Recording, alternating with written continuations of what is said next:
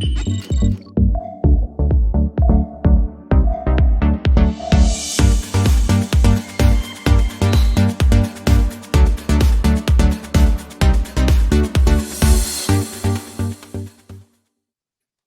guys, and welcome to Super Sunday here on the APAT Show. Tonight's guest is none other than Jo Chillmaid. Jo will be analysing your play in the finale of Squads and The Roller tonight.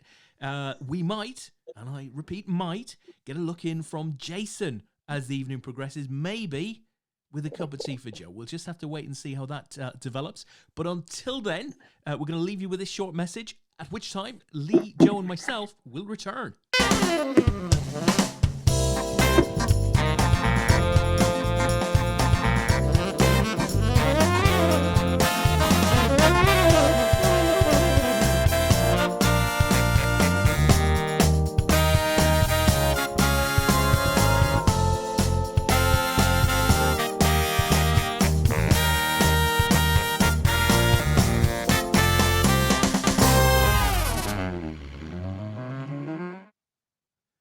Lee, the APAT Ice Maiden, returns. Right, she's come back to us, and at one point earlier on this evening, she was chip leader in both of our feature events. What's going on? Lee, are you there? I think we've lost Lee. Jo, are you there? Oh dear, we'll just chat amongst ourselves, shall we? Oh my word, he's falling off of the system. What do you think that is? 50p in the meter? I mean, what is that about? No, I think it's just the shock that I'm still in two tournaments at 10 o'clock at night, to be perfectly honest. Well, listen, Jo, seeing as you've been on before many times, it seems to me, I don't have to go through your APAT record, right? We don't have to do that bit. We don't need Lee at all. Maybe we'll go without him all night. But I will say, welcome to the show. You're having a bit of a cracking evening of it on the final table of The Roller at the moment. Is that right? Yeah. So it's slowed down a little bit in the last sort of half an hour or so. It's certainly a tough table here, but yeah, I've got to be honest, I haven't played a lot lately, so it's nice to be on the final table of that and still be doing all right in Squads. Actually, it's been a good evening so far. Yeah, no, well, absolutely. Well, hopefully there's a big finish there. As you know, we would hope there's a big start for Mr. Wiltshire. If he rejoins, and he might come through. We'll wait and see. But I have put your table up, Jo. So what I'm going to try and do now, here we go. Oh, it's all technical at the moment. Is click on the link, and hopefully, let's ever see who's in to see as well. I don't see very much at the moment, right? Because we've missed the very start. Because Lee was meant to pick this up, and of course he got bounced. What can you do? But I see Bill Shepherd is there, and rather, strangely, Bill says, "Don't be following me." Now, there might have been a statement before that we've missed, but that's all I've got. So if you're following Bill Shepherd at the moment, guys, just unfollow. Just Stop remove Bill from your friends list. That's my APAT dad, you know. What was that about? I saw that earlier on. I love this so much. So when we went to the Worlds, how long ago was the last Worlds at Aspers? That must have been... Oh, my God. 2015? 15, 16, yeah, something like that. And I was sat at a table. I think I was sat at like a gaming table or something, actually, out in the main casino. And Bill walked past and said hello to me, and we're chatting away. And some bloke turned around and went, "Oh, is that your dad come to see you?" And that was it. It's just stuck forever. Oh, that's sweet. Well, listen, Bill's a good one. He works in the prison service. He does. He's probably got a huge baton that he goes around sort of beating people up with. What do you think? Would your dad do that? No, I'm going to be honest. Yeah, no, that doesn't sound like my dad. That's not Bill. Yeah, Bill is a mighty red. I have to say, I was up in the Liverpool Supporters Club one evening, and I think Bill hadn't been well for a while, and it's great to see him back, back punching, as it were.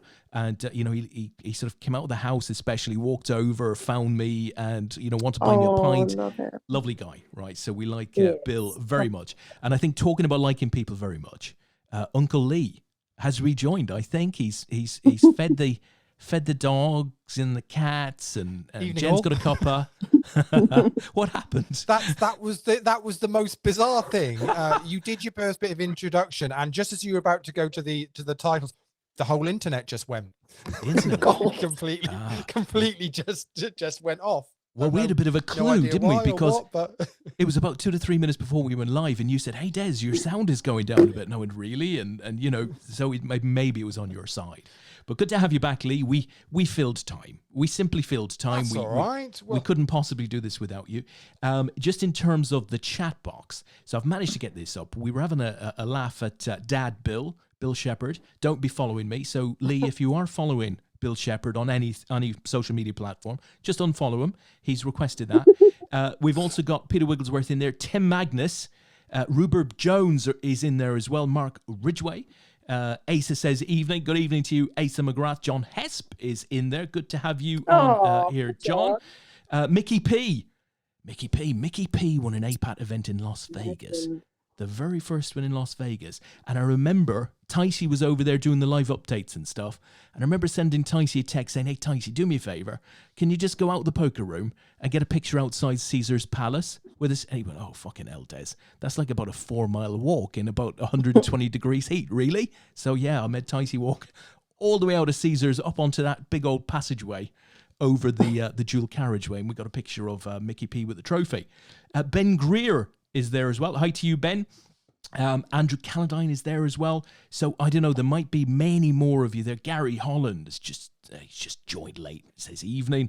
Yanni is there. Kerry Sue. So welcome to all of you guys. There might be more of you. If you haven't got a shout out, just say hi in the chat box and we'll make sure you get that. But what we have got for you up on screen is the final table of the roller. Joe is on it, and Lee, outside of the roller, can you give us a top line on squads, and then maybe we'll focus in on the roller for the evening? Yeah, we can do. I mean, I was going to start by kind of saying it's been a bit of a surreal week, Des, isn't it? I don't know how you've found it, but my week sort of started on Monday night, where producing a show with Dean Eggs, and we're finishing it on Who the hell is Dean Eggs, Lee?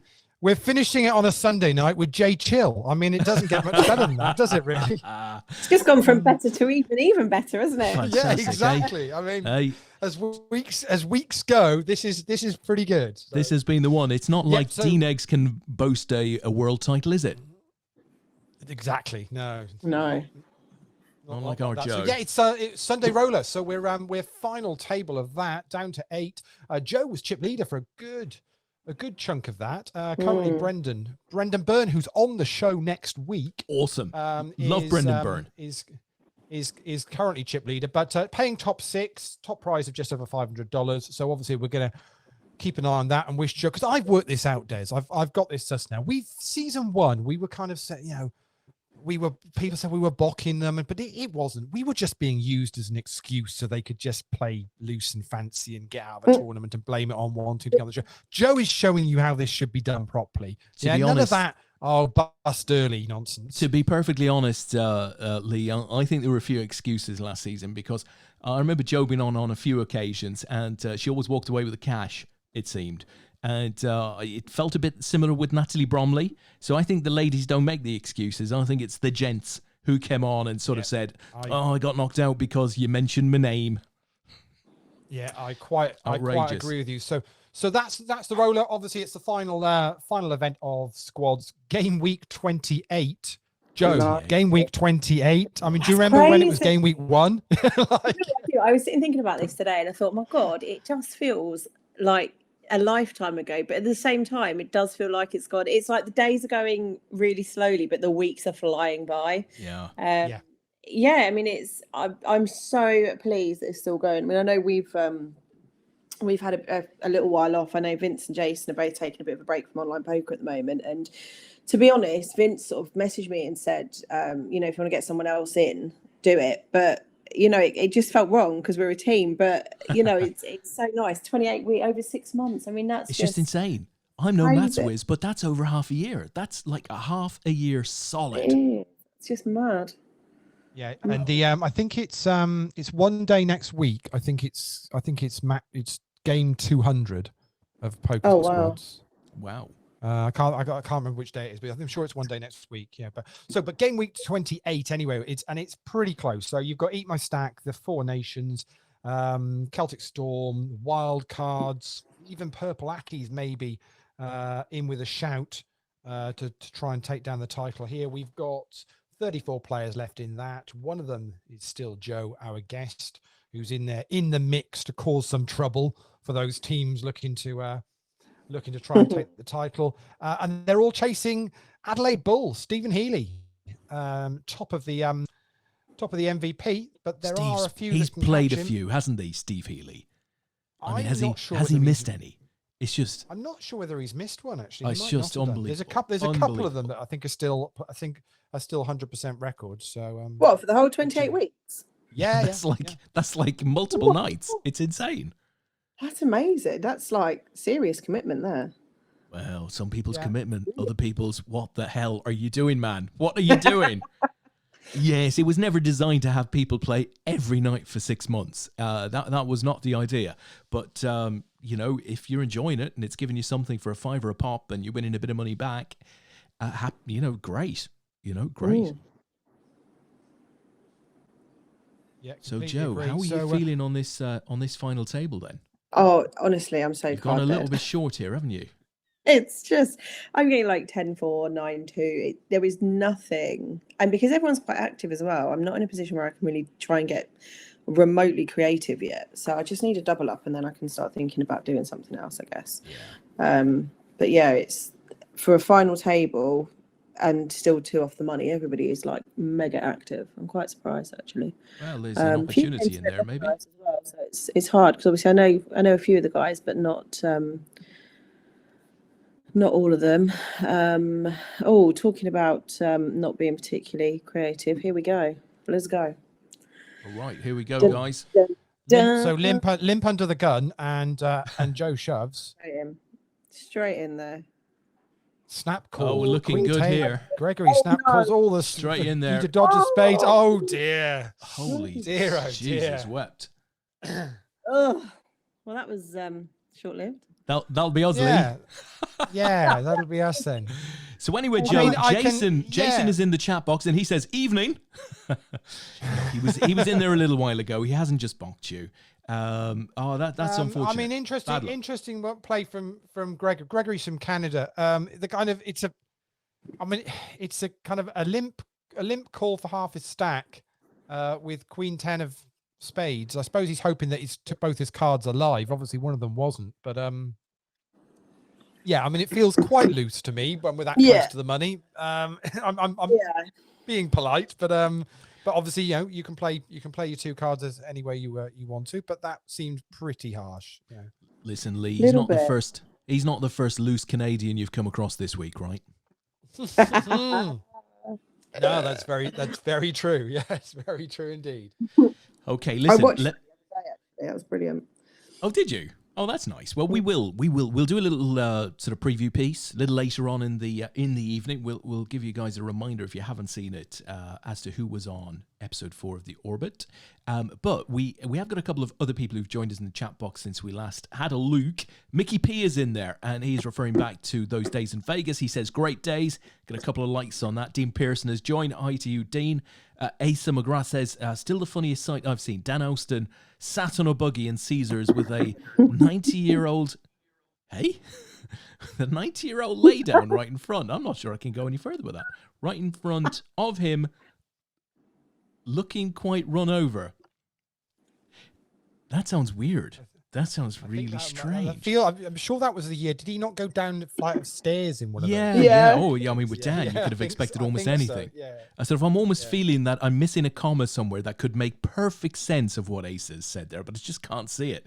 So Gary Young's joined us as well. Hi to you, Gary. Jason said, we won week 2. So of the 28, you guys were, winners in week 2. Ace has got an idea. Game 200 should be Thursday if my maths is okay. Well, yeah, pretty that's impressive. That was where I thought it was. Yeah. Pretty impressive. Tom Banks is on. All evening to you, Tom. Frank Bailey is one, I think. So yeah, Frank is one of the players who maybe still has his record intact of playing. Frank is on 196, and yes, Steve Adelaide Bull, yeah, he's on 196 as well. Yeah. That is truly unbelievable. Bill says, had everything ready and then missed How I Am Joe's dad. It was an Aspers and someone said something to her. He then apologized to her dad for being rude. Bastard. There he is. He's being protective. Definitely a dad figure, Bill. Tom Clark. The lovely Tom Clark. Who can forget that phone call he made? Do you remember the phone call he made to try and book his guest appearance? Yeah, Do you remember that, Lee? yeah. Earlier in the series. Hello, I'd like to come on the APAT Show one night. Sorry? That was brilliant. Pardon? Is that really your best Tom Clark impression? Wow. To be honest, I think that wasn't bad, actually. I could have been a lot worse. Kind of makes me want to hear Tom's Des impression now. Yeah. I've leader of heard some APAT. I was going to say, over the year, I've heard some Des impressions from different That's players, fine. yeah. I'm good with it. Hey, if you give a bit, you got to be prepared to take it.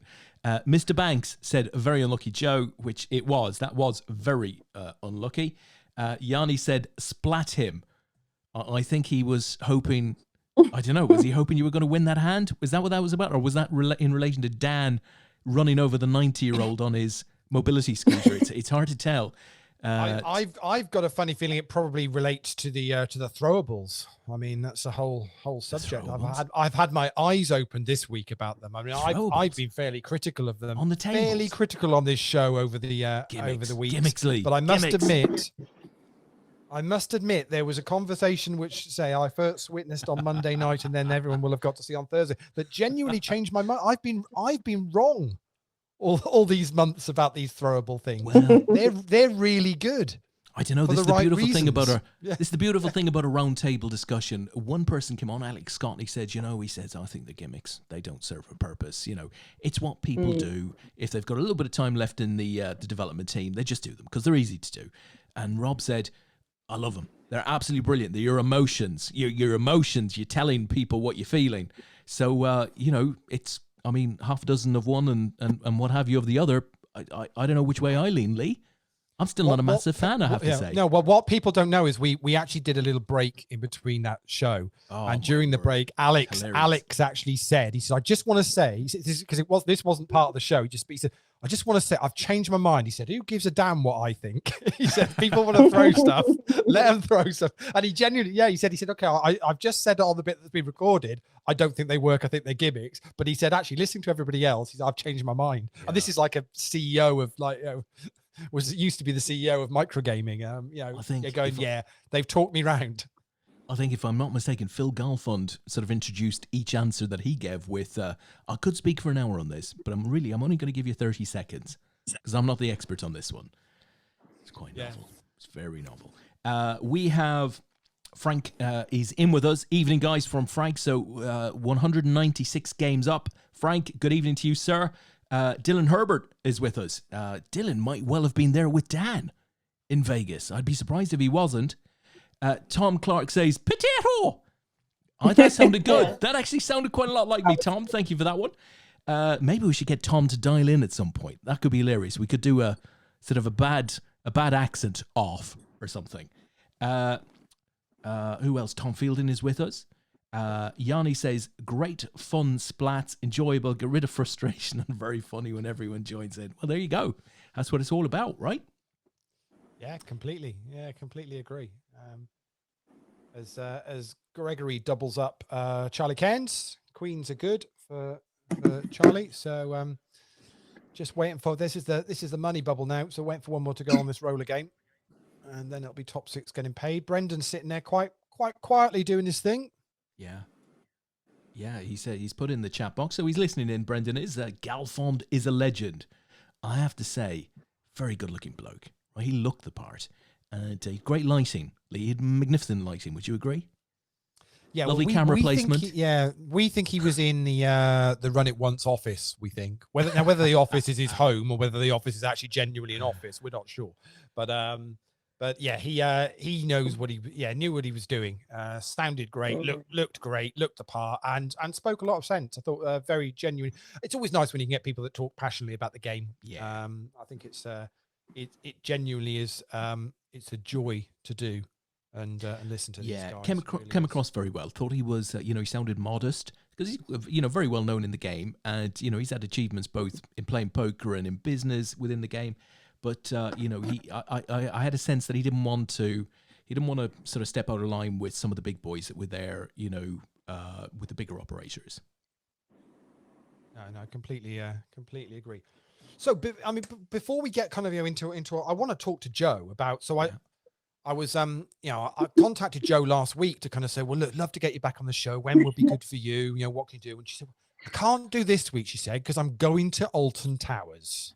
Hey, Alton Towers.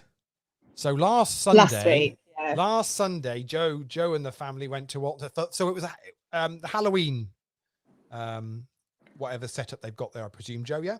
Yeah, so we have to be honest, we spent quite a lot of time there actually, and Thorpe Park and stuff, because we've got Merlin passes, which means you get entry to various theme parks and what have you. So yeah, last weekend was the first weekend of Alton Towers Scarefest, which is like their big Halloween festival.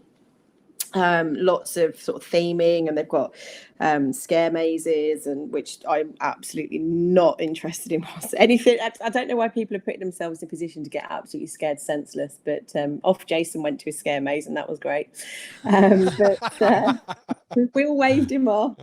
But no, it was good. It was such a good day. It was bloody freezing, but it was really good fun. And like I say, it's been interesting actually, because that was something that we did so much before sort of lockdown, and obviously before the pandemic sort of really hit and what have you. And when everything reopened again in July, we really ummed and ahed for quite a while about what we were going to do, and do we go and do we try it? And we sort of said, well, look, we've paid for these passes now. Let's go and actually see what they're doing, and let's see if we're comfortable. And if we're not, then you get back in your car and you go home. But I have to say, they've done incredibly well, and I'm actually really quite impressed, and we, like I say, we've been back quite a few times, but we've got a couple of visits booked in the half term for some more sort of Halloween stuff and what have you. But yes, it's really good fun actually.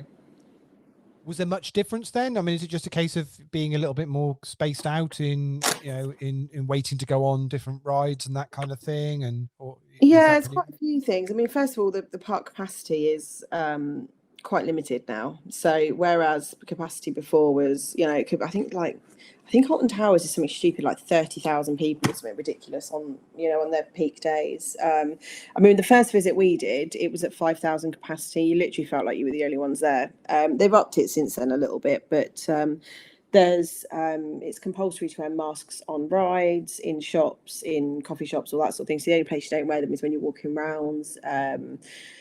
They have a lot of sort of social distancing markers all around the place, obviously in queue lines and what have you. And they actually have what they call crowd marshals now going around and making sure that people are sticking to that. They have little chevrons painted on the floor and stuff. So I was just watching that hand in the So Jax versus Ace Queen, and Gregory, who knocked you out, Jo, has been bussed by Brendan. So we on the bubble. Everyone's in the money, and it's a pretty simple race. But Brendan now has a nice stack of chips. That's lovely. Chips. No, it's really, I think it's really good. I mean, I said to Jason at the time, I felt safer there than I do at Tesco's, to be perfectly honest. Lots of, I think they've done really, really well with. I mean, we actually, when we were there last Sunday, we were queuing for a ride, and we got right to the front of the queue. And we were watching the people. Obviously, you can see the people that are on the ride and the ride before you. And there was a couple that were sat on the ride, and the ride op noticed they didn't have face masks on.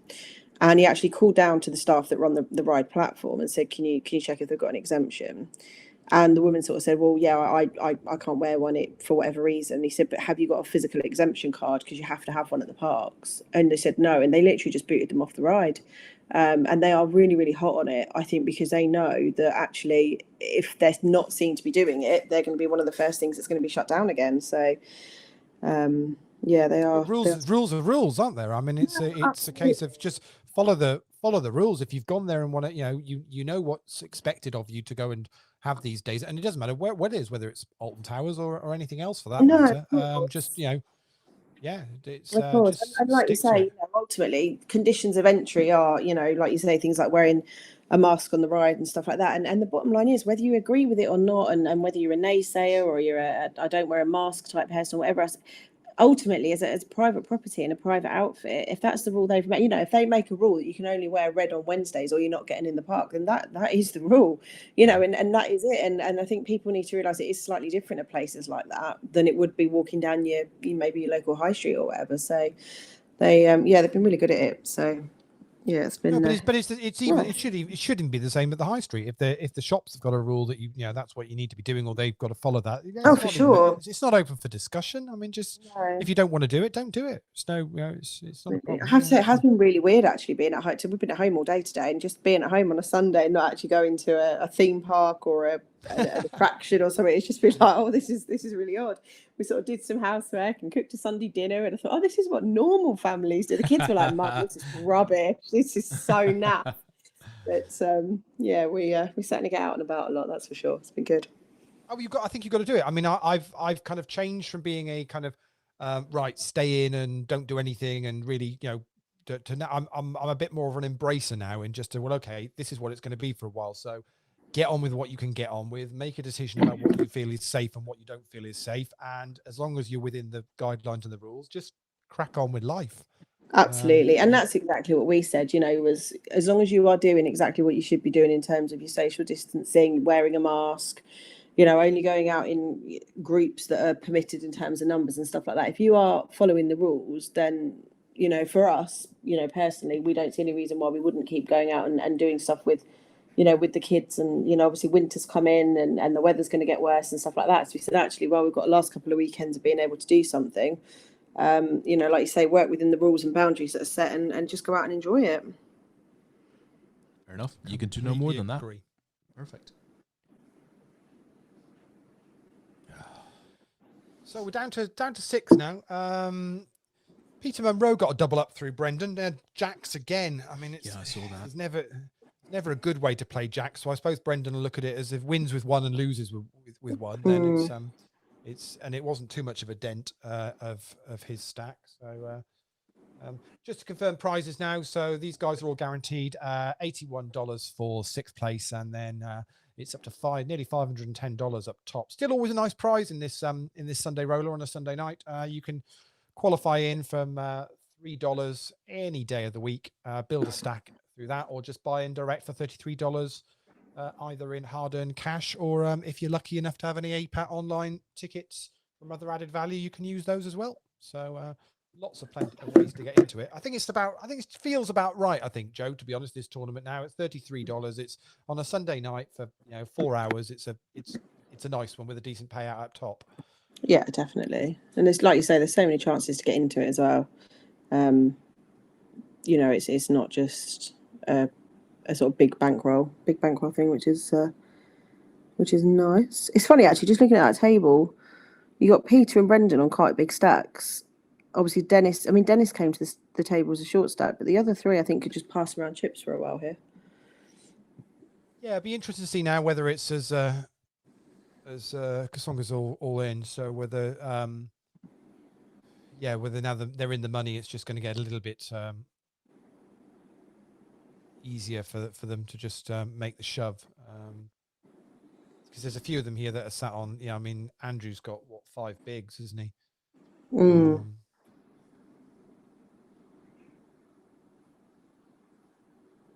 Just keeping up to date with the squads, as we're down to 22 players now, paying top 10. So I'll give you an update in a little while on where we are team-wise as well. Is it really bad? I've only just noticed that Tom has actually sat on my table and may well have been there for quite some time. I didn't even notice. I just looked up and went, "Oh, look, Tom's there." Oh, I'm sure he'll tell you how long he's been there. He's probably been throwing stuff at you for the past half an hour, and you hadn't even realised. To be fair. Pretty sure Scouse has probably used like several thousand of those diamonds just throwing things at me tonight as well. Yeah, it wouldn't surprise me. Actually, one of the interesting ones that Daniel was talking about on the orbit was I hadn't realised it on GG. They do this thing where it peels the river. So it doesn't just appear straight away. You have a little bit of kind of like excitement of what I think it's even like what color the card is before it actually turns all the way over. So if you're like on a flush draw, it gives you that kind of anticipation, which I'd not seen before. No, I think you get like some dramatic music when you're all in as well. I've not actually played on it, but Tom came to visit us a couple of months ago now, and he was actually playing on it while he was here.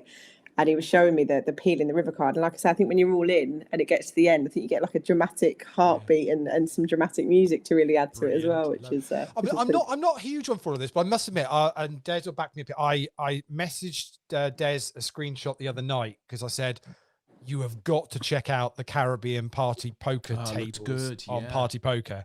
The graphics they've done for those are awesome. Oh wow! Really, really cool. It's a poker table on a beach with the sun there and some hotels on the one side. And actually, if you make the final table, it goes to a sunset look on it. So the sun is setting if you make the final table. So seriously, go and play the they're obviously building up to that now. You can play from like 50 cents, I think, into a $5, into a $55, and then into a weekly final with $5,000 tickets guaranteed for the main event of that. Yeah, if you they're on a Sunday night. So but you can play, it's like a phase thing all week, so you can build a stack. They guaranteed 10 for tonight, but they've already made it 15 for next Sunday. So they've already done. I think they're giving away like 16 packages tonight. I think something like that. But yeah, to be honest, just go and play it to go and sit on one of those tables because it's really cool. They look really good. Lee, it reminded me of Paradise Poker back in the day. Oh wow! Where you could order a cocktail to your online table. Yeah, which is quality that. So Charlie's all in with Queen 6, but he's run into Ace 6, blind on blind. And unfortunately, not a lot you're going to do there, really. That's just unfortunate timing. Especially as they were both pretty much the short stack there. Lee, we can't say too much, but the APAT table looks nice, doesn't it? Yes, it does. Yeah, we can't say much more than that, can we? But other than yes, Des, it looks really nice. Soon, everyone, soon. Yeah. Yes, right in time. Does look good. Yeah, it looks smashing. It's green and everything. I don't know how they managed to get the bar in the one corner with Des propping it up, but it looks really good. Yeah, so that's right. In the background, you've got a beach scene, right? A beach scene. I think they've taken that from the Caribbean Poker version with Bill Shepherd, just laid out there half naked.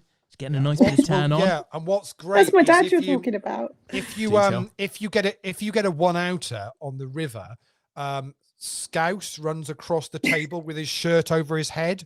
Yeah, it's honestly it's just amazing.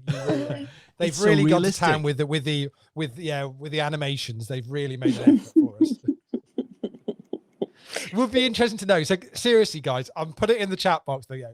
So if you could have an APAT table with throwables and APAT specific throwables or animations, what sort of stuff would you actually like to see? Just remember those medals. Those medals are heavy.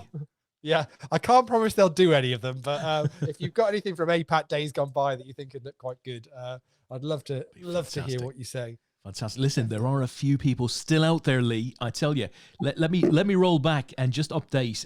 Tom Banks. I think Tom was still referring to my discussion with young Scottish Tom. And Tom Banks says Tatties. I don't think that's an Irish thing. Tatties. Is that a Welsh thing? Tatties. It's a Scottish thing, isn't it? Scottish thing, is it? Oh, we take the potato far too seriously in Ireland to be, making up strange versions of the word like that. Bill, I think, is referring to the throwables here. Yanni gets loads when he rivers. I don't use them, but should against him. Too right. Bill also goes on to say, Des, Pickford, would you let him play APAT? No. No, Bill. No. Jason says, the maze I did was fun. Has he come home yet, Joe? Because it's all very quiet behind you there. Is he still in the maze? He's still in the maze, yeah. He's still there. Can you get in touch, please? You do, please. Ben Ives is with us. Hi to you, Ben. Jeff Talbot, right? Legend of squads is with us. Blair Compton is there as well. Joe's even making comments here. Stu Ward chucking F-bombs at people. Yeah, of course. Absolument. Asa says, gotta be a Jur NFL. What's a Jur NFL?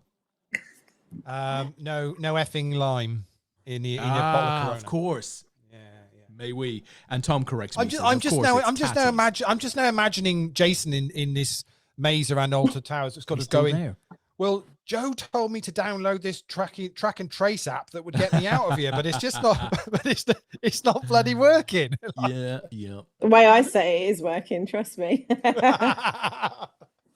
Well, he's down there now. It's like it's late, it's dark, it's scary, but it's Halloween, so it's meant to be like that. He probably thinks he's still sort of in an open. So are you not park. one for? Are you not one for the kind of the fright stuff then? Absolutely Joe? not. It doesn't suit you. No, we actually went when we went last year and did Scarefest. They've got sort of 3 or 4 of these mazes that you can do, and some of them are rated 18 plus, and they were. Obviously, last year before Corona, the live actors that were in them would come up and they would touch you and they would get very, very close. Now, obviously, they can't do that this year. So it's quite a different experience. But they had one last year. It was like a family maze for 10 and over. So we took the boys. And I literally walked through the whole maze clinging to my eldest like he was going to run away. And he's going, Mum, will you get up? Mum, you're embarrassing. Will you just get out? And now I'm just clinging with my head in his shoulder so I didn't have to look, sort of like running behind him, going, will you hurry up so we can get out? And that was it. I was never doing another one again. No. Oh dear. Yes.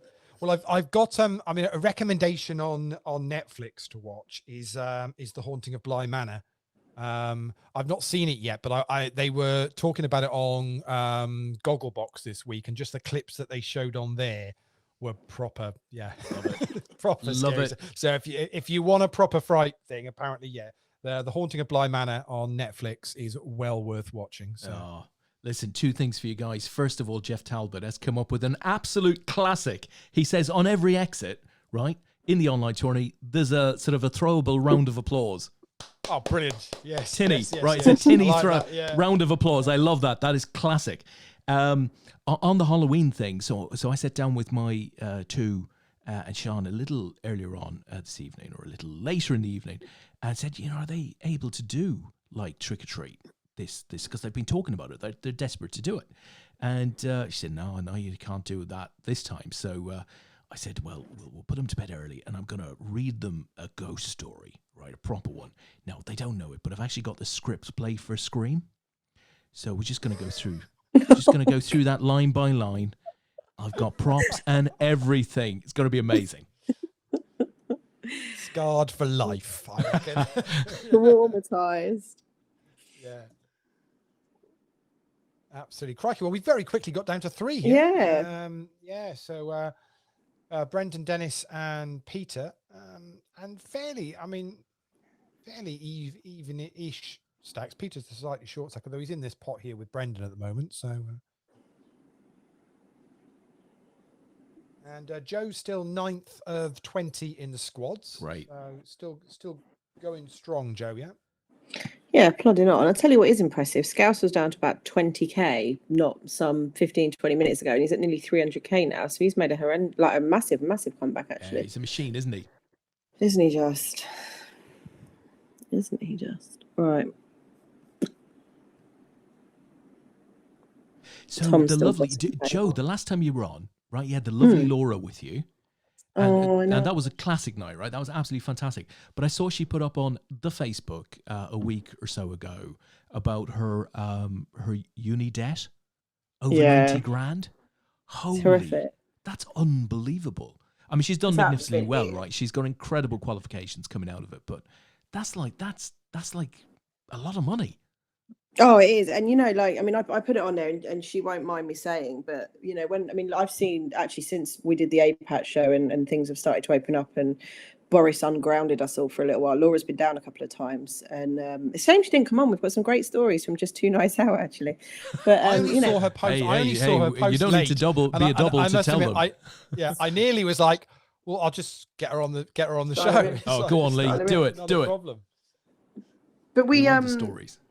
We see, obviously, I speak to Laura pretty much every day and, seeing her doing, working sort of 2 other part-time jobs and she lectures at the uni for the undergraduate students as well now. And she's doing her own PhD and she's got a child and a dog and everything else like that.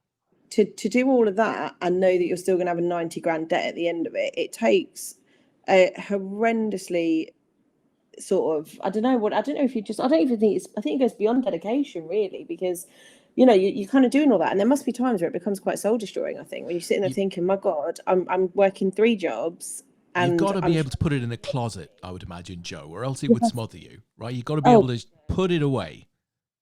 it's about the bigger picture and the down the line, I think. But Yeah.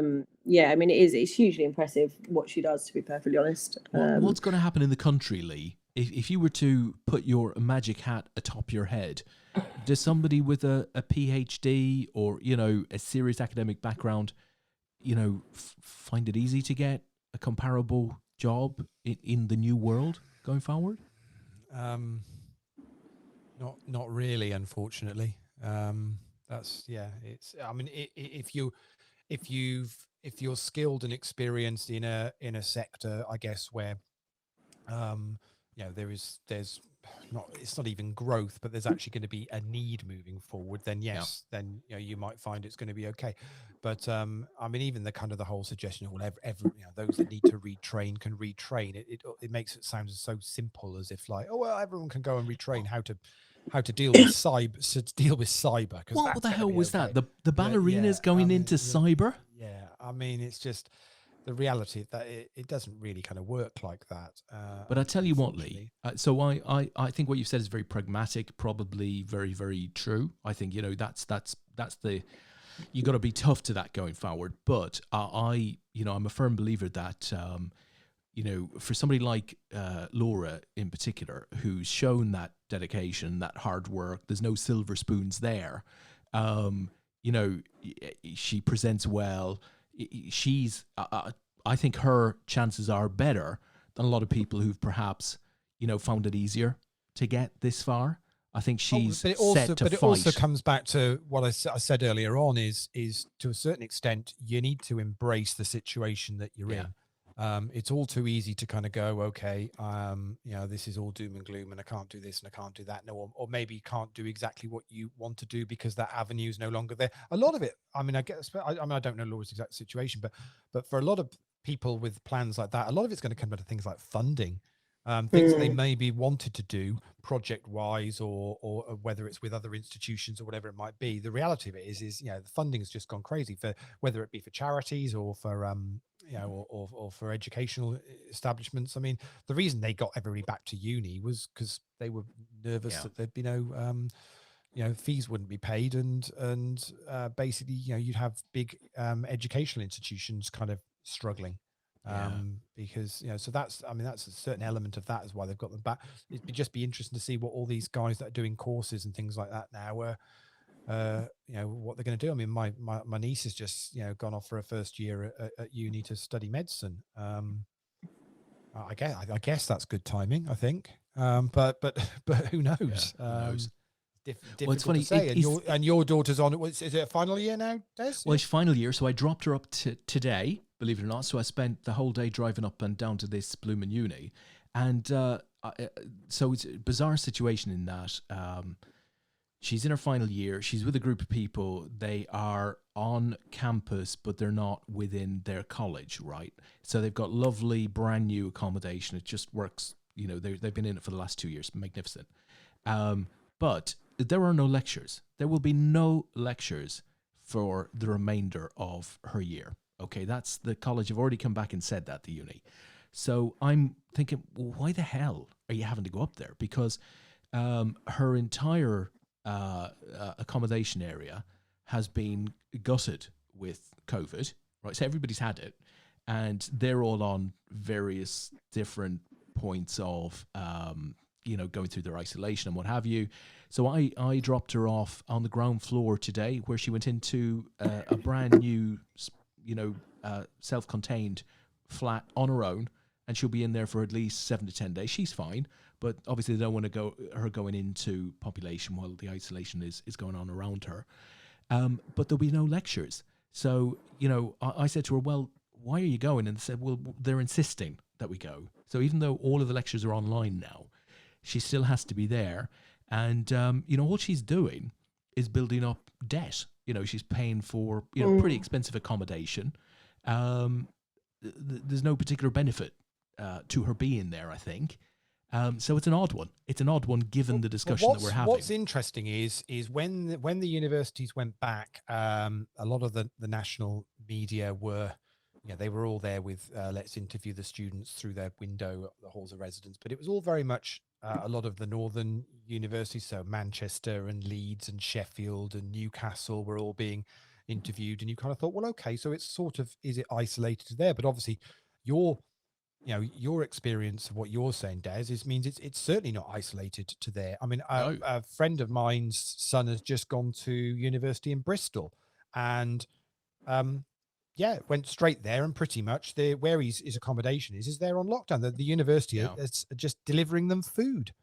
And he said he doesn't mind it, because actually it means he can get his head down and get on with his studies in his first year. And he's freshers week and everything else is just been and gone and not worried about it. So he doesn't mind, because they keep bringing the house food. So the university are supplying them with food. So he said he doesn't mind, but ultimately, and that's in Bristol. Yeah. Now, I mean, so I think it's more of a nationwide problem in the universities that they're not actually reporting necessarily, because they've done the little headline thing of, let's interview the students through the, and they've moved on to something else now. It's whatever the next narrative is. The problem is still there. Jen was just telling me earlier on, one of the local schools to here has now had to close this week. And are talking about doing a 2-week, extended half term, because they've got too many cases, and that's in Dorset, and we've always had really low numbers. So it's not a great situation moving forward. No, it is not. It is not. Have you seen any of experience of it with your kids' schools, Jo? Yeah, so we actually within all the kids, we've got 3 schools, so that the children are at, and 2 out of the 3 have had a case, and it's a 2 secondary schools. So Callum goes to a private secondary school, Jack goes to what I call a normal secondary school, if you like. And the way that it was dealt with by both schools was just so different in the respect of the information that we got as parents. So one of the schools messaged and just said, a child at the school has tested positive for coronavirus. We believe we've identified all the children who have had close contact with this child, and they have been advised to isolate. You didn't get to find out if that child was in your child's year. They haven't even given us the criteria of what constitutes close proximity. So it's definitely, what we do know is it's not every child in that classroom, which seems bizarre, to be honest. Whereas the other school, we got a notification that said a 6th form student has tested positive for coronavirus. And that 6th form student, we've identified every other person they've had a lesson with. We've identified the rooms that they've been in, and any child that's been in that room after the affected student, blah, blah, blah, blah. And it was quite detailed. And I think, as much as you don't want to cause mass panic in parents, I do think that having those extra details just gives you that bit of peace of mind that you know what the criteria is for, I guess, close proximity and what have you. But as it stands, I mean, both of those schools, one of them's got 2,000 pupils, one of them's got about 1,200, and both of them have only had the one case. So actually, in that respect, we've been quite lucky that there hasn't been, touch wood, any sort of big outbreak or anything yet. Well, one of the guys that one of my clients was telling me, he's got twins, and the year group, I think they're about 9. So there's 2 classes in their year group. So actually, they decided to split the twins, so one is in each class, just because it's nicer for them, kind of socialize. And the school, they got a message to say both the classes were off because one of the boys had tested positive, and his daughter said, "Oh, I know who that is because he wasn't very well," and blah blah blah. So whatever, in her class. So they were both off for the one day. Then the following day, they had another text message to say that his son's class could go back because that wasn't the class that was affected. And he said, "Right, but you do know that my son and daughter live in the same house, because obviously, it's just not. What can we do?" And they were like, "Well, no, it's not a problem." And said, "Right, so I said, so how are you getting on with her self-isolating then at home?" And he said, "Well, we're not really." Yeah. And I said, "Right, so basically, a brother was sat with her, all that evening, and then has gone back to school now into his class. He's gone into work. His wife's gone into work. When she can, and that's it." And I said, "Right, well, but how do you know she hasn't got it? Your daughter hasn't got it." Yeah. They will only do anything if she gets symptoms. Said, right, so you could now have already passed it to me in the office that we're now sat in. I mean, obviously, everyone takes precautions in what they're doing, and I only go in one day a week into there. But it's like, well, wow, this does not seem at all. I know. It's kind of logical. In the way it's happening. Rebecca was telling me earlier that the way they're testing at her uni is that they test everyone. They test everyone once a week, right? So every week they do a test. But what they do is they take those tests on a segregated basis, if you like. So, everybody who's on the same floor, that sort of thing. And they randomly pick one of the tests and they push it through to completion. And if that test is positive, then everybody on the floor is screwed, basically. You're straight into isolation. It's just bizarre. And this is uni with a bit of money, it has to be said. So it all sounds a bit scary. And some of the stories she was telling me about, friends who are not being responsible around the tracking and tracing and stuff. She was telling me the story about one friend who mentioned a bunch of guys in the rugby club who she was with, or had been sort of surrounding, and they were all track and traced and put into isolation. She didn't mention the guy she fancies, and now she has all of the time in the world to spend with him. It's just nuts, some of the stuff that's going on. I kid you not. Well I played. kid you not. Yeah, well, that's. But it leaves the whole thing wide open, doesn't it, to people doing whatever they choose, that they want to do. Yeah. Oh well. Well, I'm surprised we're still at 3 here, guys. It's we're sharing the chips around a little bit, but yeah. Well, Brendan lost a load of them, mostly to Peter, but he's gained them back again now.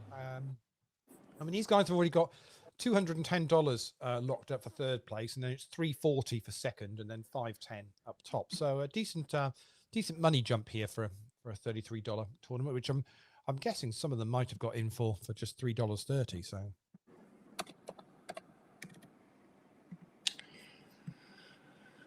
yeah, it's impressive to see that Dennis. Actually, he was so short when he got to the final table. yeah, Dennis is from Belgium. Oh right, okay.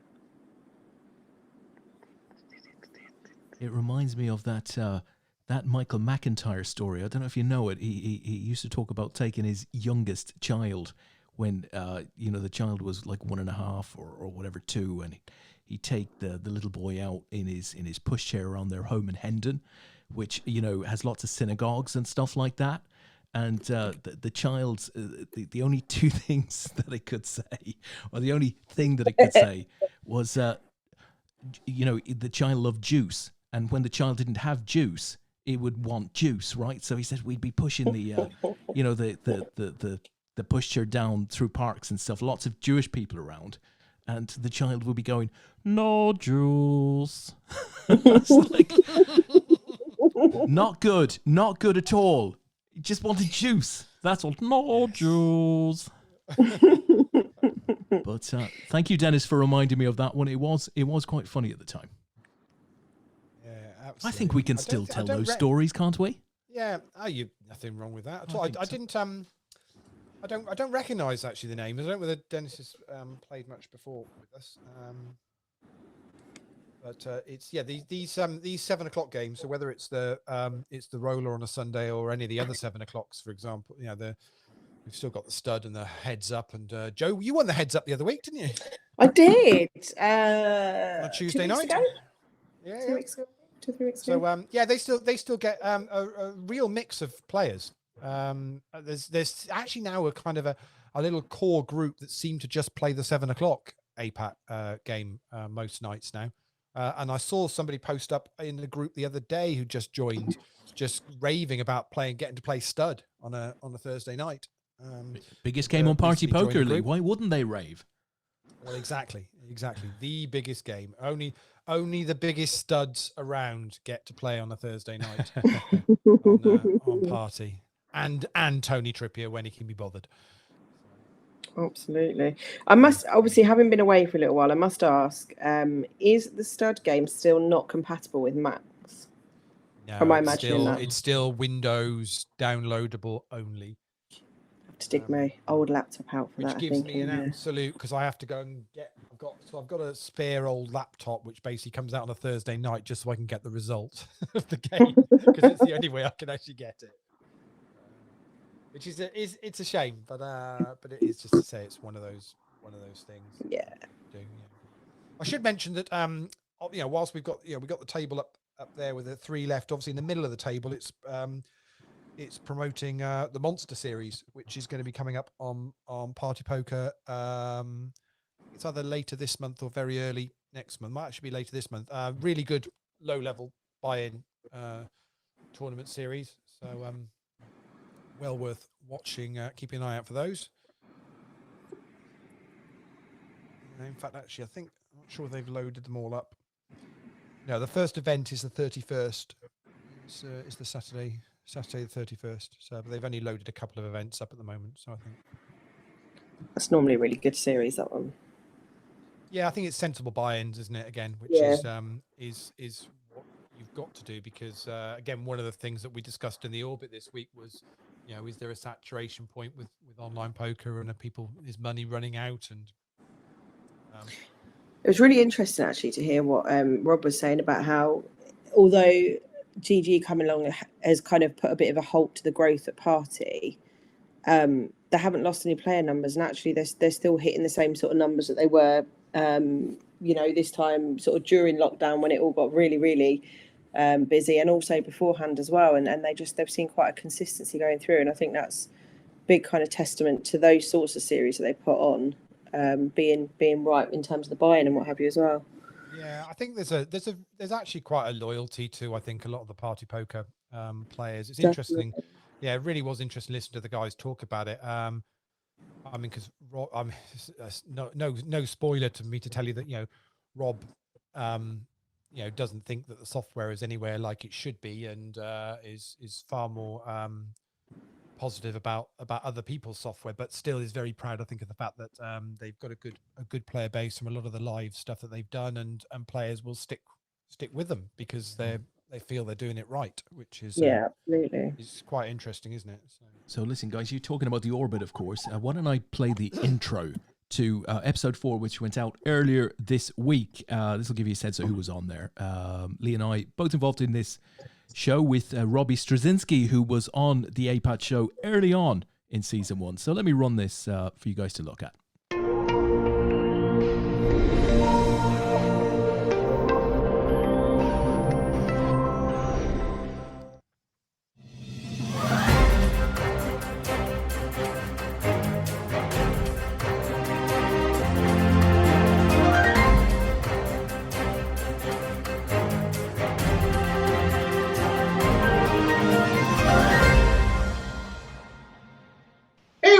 Welcome to episode number 4 of The Orbit. My name is Robbie Straczynski, and I'll be your host and moderator for the show, which is being recorded on October 12th, 2020. Our aim here at The Orbit is to bring together some of poker's leading voices to share their views and have a thought-provoking roundtable discussion about some of the burning issues in our industry. Without any further ado, I'd like to introduce this episode's panelists. In seat 1, we've got Phil Gelfand, and a 3-time World Series of Poker bracelet winner and legendary high-stakes online poker crusher. Phil is the founder of Run It Once Training and Run It Once Poker. Hi, Phil. Welcome to the show. Thanks for having me, Robbie. Welcome aboard. In seat 2, we have Rob Young, the longtime owner of the Dusk Till Dawn Poker Room in Nottingham, England. Rob is a partner of Party Poker, high-stakes cash game regular, and a premier promoter of our game. Rob, welcome to the show. Hi. In seat 3, we have Alex Scott. Having just recently moved on to the fintech world, Alex worked in the poker industry for 15 years, starting out with the World Poker Tour and then working his way up through Poker Stars, Full Tilt Poker, and Microgaming.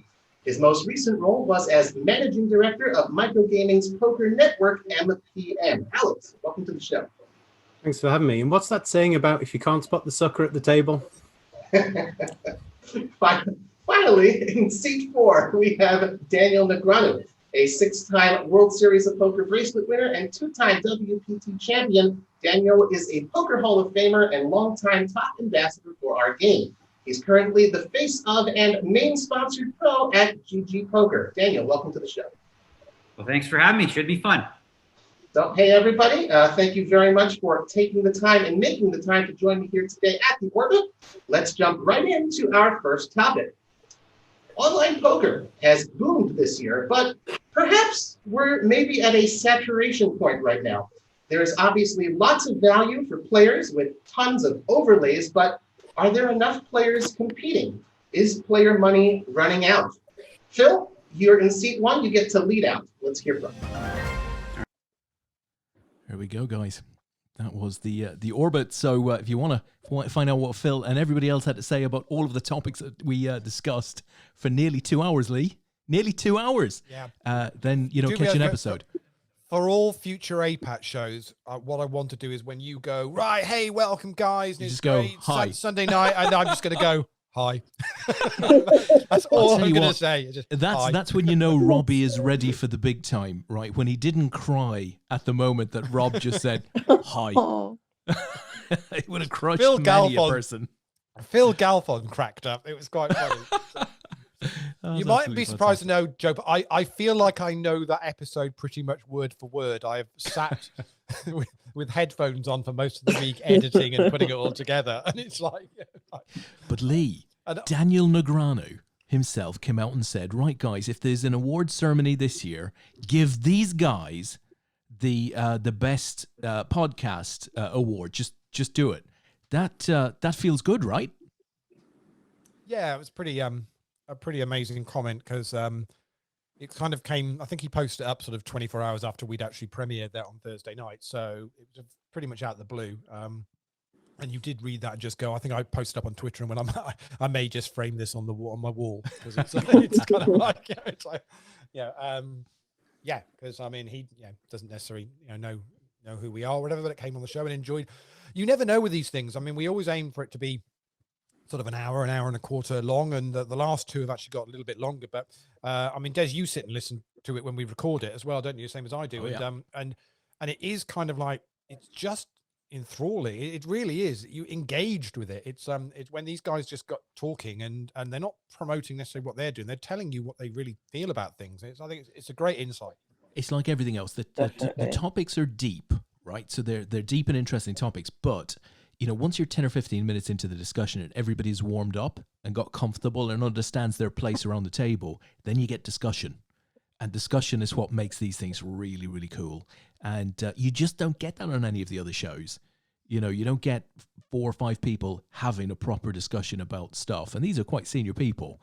So, it has worked well. And we had a handwritten note, right? A handwritten note from the top individual at one of the top tours in the world this morning. It came in with a highly commended, this is very, very, very good. It was very, very impressive to get that sort of stuff. So we're very pleased with it, I have to say. I was most impressed the fact that it was genuinely handwritten. He'd handwritten it either on a device and then saved it and sent it, or he'd handwritten it and then scanned it and sent it. But actually it was a proper, those old, when people used to do, they used to write letters to each other and things. And it was on the headed with a pen and paper and everything. It was Barely like remember that. And we were like, is this for real? But I was genuinely more impressed, but I was very impressed about it. It was a proper handwritten note, which I thought was a very nice thing indeed. That is a nice touch, that. I'm just going to quickly answer Frank's question because Frank's desperate in there going, squads update, so. Lee. Squads update. So the situation is of the top kind of 6 teams that we had: Eat My Stack, the Four Nations, Wildcards, Celtic Storm, Purple Ackies, and the Lockdown Crew. Lockdown Crew in 6th, they're all out. Purple Ackies in 5th, they're all out. Celtic Storm are currently in 4th, but they've got 2 players still in. They still got Die and they still got Shug in for them. So that's looking good. The Wildcards are all done in 3rd. The Four Nations are all done in 2nd. Eat My Stack, with 14 players left, still have 3 players in, and they were leading already. So I think what Frank is saying is probably quite true in that I think Eat My Stack with 3 players still left in and they were already top anyway, are probably going to end up being first. And I think Celtic Storm, with 2 players still in to add to their points, are probably going to do enough to get second. We'll obviously see how it finally plays out, but at the moment, I think that's pretty much where it's going to be. And as far as the MVP goes, Steve Healy is all locked up with 350 points for the week. He can be caught by Martin Hadfield, by Gary Hollands, and I think that might be it. I don't think whether, let me see whether Tom Banks might have enough. Actually, if Tom Banks wins, and depending on the other results for the other players, but Tom Banks is in with a shout as well, depending on how it plays out. That's where we're at. Neat. Okay. Some other updates from the chat box. Tom says those beta blockers are working, Rob. So Rob's so laid back, practically vertical there. Tom thinks beta blockers are involved. Kurt Wynant has joined us. Tom Clark is back with us. Asa says, how are you going to top episode 4 for guests? That is a good question. That is a good question. I'm not sure we've answered that one. We will answer that one this week, I think. But what I would say, I mean, what I can say about that, obviously, it's discussions on what we do, but it's quite interesting when you because you sometimes get people in there that you don't necessarily know a huge amount about or have heard a huge amount. I mean, I knew the name Alex Scott, and I knew that he was involved with microgaming, but I'd not really actually heard him talk about anything. And I thought Alex came across really, really well, great insight into things from a slightly different perspective or whatever. And sometimes it's just a case of, yes, you want the headline grabbing names that everybody knows, but there are really good people within the poker world that have got good opinions and ideas about the game that we all love. And sometimes you just never quite know until you get them on the show like that and they all start talking exactly what you're going to get out of it. It's always full of surprises.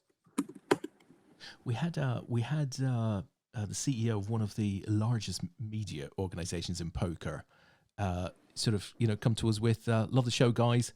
I'd be happy to appear on one if you'd like that. So, it might be that in time people come to us, which I think would be pretty cool. But we'll have to wait and see. It's going to be tough to top that one, but we'll do our best. We've got players that we'd like to get on there, but we also want to get the right balance. I mean, say Robbie Des and I talk about in great detail about this, about what would be the right mix.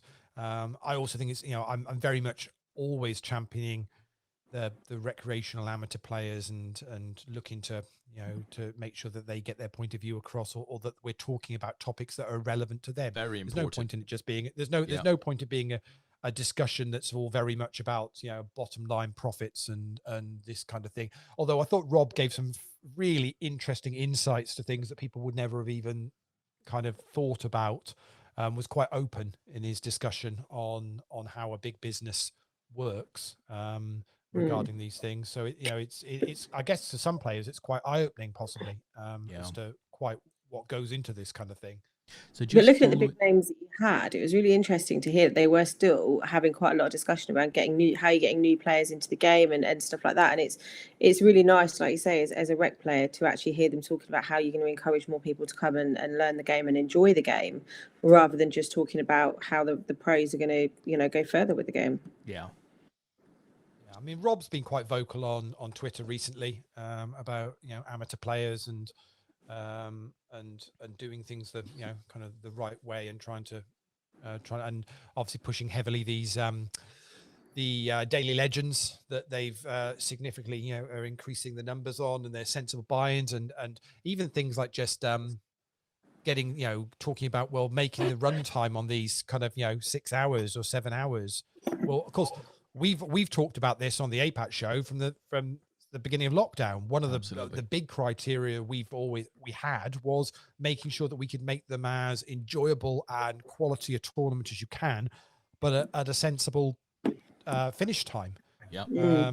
And that to us was one of our main things. I mean, we were talking about run times of tournaments from the very beginning as for what suits a recreational player, even though they're on lockdown, because they've still got responsibilities and other things going on every day of the week, even if they're not necessarily working at the moment and they're all stuck at home. And it seems that, other, parties' main schedule, evening schedule, is kind of caught up with that, that premise now as to that's what we need to be looking at and making things work. But they're doing some big tournaments that are 6-hour tournaments, but are getting 10, 20, 30,000 guarantees and that kind of thing, and smashing them. So it's good. So tell me, Lee, if I was an amateur player like, I don't know, Tom Clark, for example, how would I apply to get on the orbit? What would you recommend as the route to put your name forward? I mean, could he make a phone call? He could. He could phone in. Yeah. There you go. Let's do it, guys. Let's do it. That's theoretically speaking, Tom. If you're listening, that's not an invite. I genuinely would love to have a situation where we can get a rec or an amateur player on with a couple of the industry industry people and maybe a pro player and actually genuinely sit and have a discussion and if necessary be able to call out some people on things that they're suggesting. I mean, I've been an advocate on this show talking about, I genuinely get fed up when I hear pro players or certain people in the game thinking they seem to know exactly what a recreational or an amateur player wants. And it's like, well, do you actually properly talk to people and ask them? And obviously at APAT we've always done that, to talk to the players and get feedback from the players about what works and what doesn't work and what they want to do. It's important. And if you don't listen to the players, they will go off and do other things. As the guys alluded to on the show, is you're competing against Netflix and Fortnite and Alton Towers and all sorts of things as to what people do with their, because it's not so much about their I think it was Barry Carter a couple of weeks ago did a really good article on pokerstrategy.com, well worth a read, discussing the very thing that actually time is probably a more critical thing to an amateur player than even perhaps bankroll or finance. Oh, definitely. It's about using your time, and have you got the time to want to commit to this tournament or that tournament, or even the phase tournaments. I mean, and I've said on this show on numerous occasions, if you want to play something reasonably big on a Sunday night and you haven't got a chance during the week to play much, and then you look at what you need to do on a Sunday to get in from a sensible level, you're already committing 5, 6, 7 hours before you even get to the actual target tournament, which is kind of the one you want to play. And it's like, well, that's crazy. That can't work. But ultimately, as Rob said on the show, it's fine. What do? It's finding this balance, because people want the guarantees and they want the big numbers. So at some point you've got to kind of break the cycle and try and make play. And it's not about just the sites doing it. As players, we've got to take some responsibility for a bit of a wake-up call to what our expectations are of what we want, because you can't have the super long tournaments with ridiculous structures and you still expect it to be for low buy-ins and big guarantees and all this kind of thing. Well, it doesn't work for sites, that sort of thing. So it's finding the right balance, and as you say, Joe, time is super critical for amateur players. It's what matters really at the moment, and even more so I think at the moment, possibly in the current climate. Even though there's an argument that people have got more time on their hands because of lockdown, there's lots of other things going on still. It's a funny time, isn't it? Because obviously during what we called sort of proper lockdown, if you like, sort of from end of March, beginning of April, all the way through to sort of June, July, I think we all did have a lot more time, and I think there was almost kind of a false sense of actually everyone's got all this time to play poker, and now we're kind of in a weird realm of actually not only have things not gone back to normal, we're actually looking at certain areas are getting more locked down, and people are going back into working from home, and schools are being closed and stuff. But like you say, people don't actually have as much free time as you might think, and it's a weird kind of in between at the moment. Guys, the weirdest thing has happened in 28 weeks. It's just happened, and neither of you noticed it. Any thoughts? No, seriously, the weirdest thing has just happened, and neither of you noticed it. I was busy ranting, so I wasn't really. Yeah, paying that's much fair enough. attention. And Joe was responding intelligently, so that's understandable. yeah. Did anyone out there in the chat box notice what's just happened? I saw an established connection going on, but that was about Okay, it. that's part of it. There's a clue. There is a clue. So an establishing connection came up on my computer. So obviously it lost the internet for a split second, came back, boom, almost instantaneous. There was no real delay in service. But the three players are in different seats. They've all moved around. Oh. That's bizarre. It didn't change. I mean, they're still in the right order. Just they've moved. They're in moved the, seats yeah, when absolutely. They've just moved. So I assume the well, I don't know. I don't assume anything, but they have moved seats. They're in the right order. So as you said, Asa got it. C1's Asa got just it. moved Seat to a different moves. Oh, place. yeah. seat moves. Asa said seat moves. Yeah, I didn't even. There you go. How- Yeah, how- that was I weird. didn't haven't know. seen that in 28 weeks. I've Have got the not table. seen Well, that I've got the before. table. I've got the table up as well as being on the stream, and in mine's exactly as it was. So Yeah, mine's like that because I'm watching the table from the software, and it's. I actually wasn't watching it then because Jason's just appeared from his maze. So look at that, just over Has a he week. finally made it out? Yeah. He's rocks up, cup of tea in hand. I can't complain. So there Please you go. tell me he's got like a 6-month beard, and it's looking like something from Tom Hanks from Castaway. Yeah, Definitely. Has he brought Yeah. Wilson with him? Hanks. No, Oh, absolutely. dear. We're on the bubble in the squads as well. Yeah, we're down to 11 players now. This is- So Scouse just went in 12th. So Are you still in there, Joe? The money. Yeah, just. Wow. Joe's 10th of 11, and Di Farrell is 11th of 11. Okay. Well, So I can't believe they're still 300 in the roller. This is yeah, chip leader in the squads is a young man by the name of Rob Swindells. I saw Rob was in the chat box a little while ago. Yeah, So nice to see well Rob done, Rob. playing. Yeah, definitely. Doing right. Yeah, this is a crazy that it's this 300. And what's really weird about it is that the kind of chip stacks haven't, although it's swung, it's back where it was now with Brendan and Peter having the big stack and Dennis kind of just hanging on in there. they're not pushing him out at all though. No, he's got 10 bigs though, which I mean that's what's great about the structure of this. I mean, he's still got 10 bigs three-handed, which means he's got a little bit of a tiny bit of wiggle room to play with.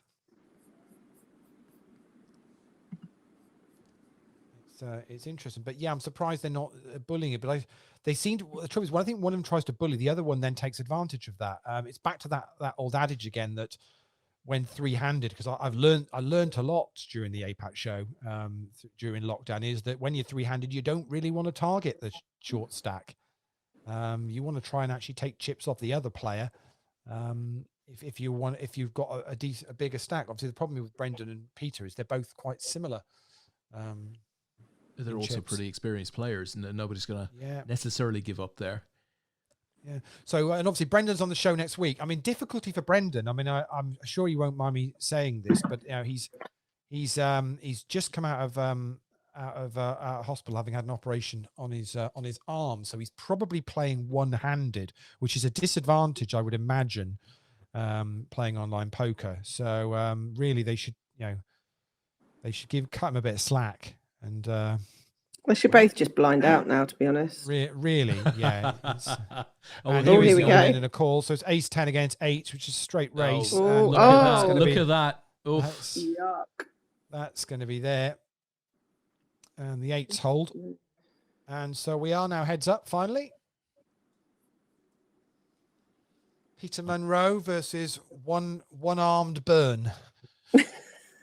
And I can officially say no juice. Yes, yes. No juice. That is Do a that, great boss. skit. Google that. It's absolutely It's fantastic. brilliant. Have you seen it, Joe? Mm. Oh yeah, it's a Yeah, great it's skit. Love Michael McIntyre. It's really good. Listen, I've got a football related question for each of you. Joe, I don't know if you saw it. I'm talking football this week, so we're okay.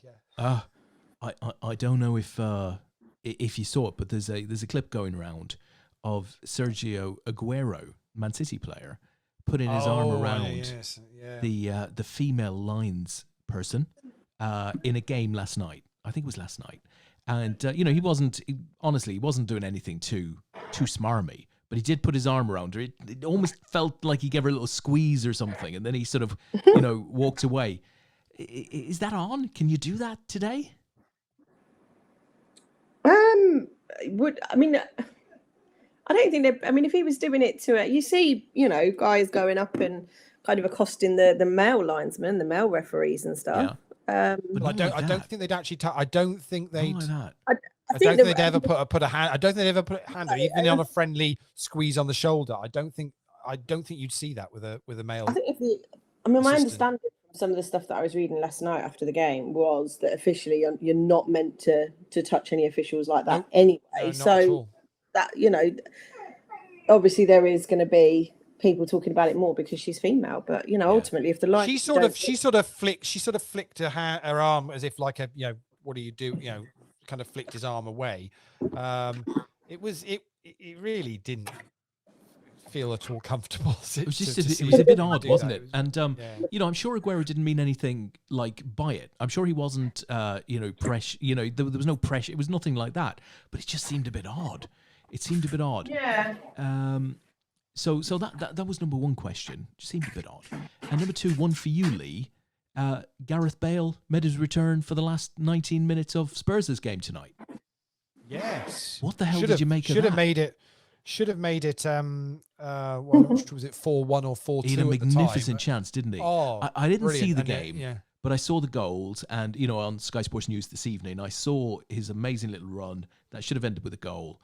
But that can't help his confidence. They go from 3-0 up to 3-3 in the 19-minute cameo. It wasn't. None of it was really anything to do with him. At 3-0 up, he came on and was looking. I must admit, at 3-0, what was really weird at 3-0 when they brought Bale on and Lucas Moura was on the bench and he was due to come on as well. And I genuinely was sat watching the game going, this could be Tottenham's year, because it's a funny season. It really is. It's going to be it's all up in the air now, anyway, for sure. But it's very open. And at 3-0, I'm thinking, blimey, I tell you what, if they can keep players fit, this is a good looking squad they've got here. And then they go and concede 3 goals. I mean, the equaliser was some strike from Lanzini. Yes, absolutely incredible goal. But it just kind of sums up the way the season's been. I still think Tottenham are, they could just be that it's their year and they do it. I think if the stories coming out from Liverpool are true about Virgil van Dijk, length of time he is likely to be out, that goes from Liverpool being title contenders to I don't see how you win the title with him out for any length of time. I don't know how long it's still going be contenders. To be.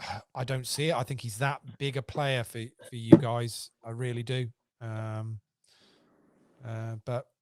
I don't think you've got anybody to. I mean, you can't replace. I mean, it's not. It's one of those things, isn't it? I mean, what was he was up for kind of World Player of the Year and everything, wasn't he?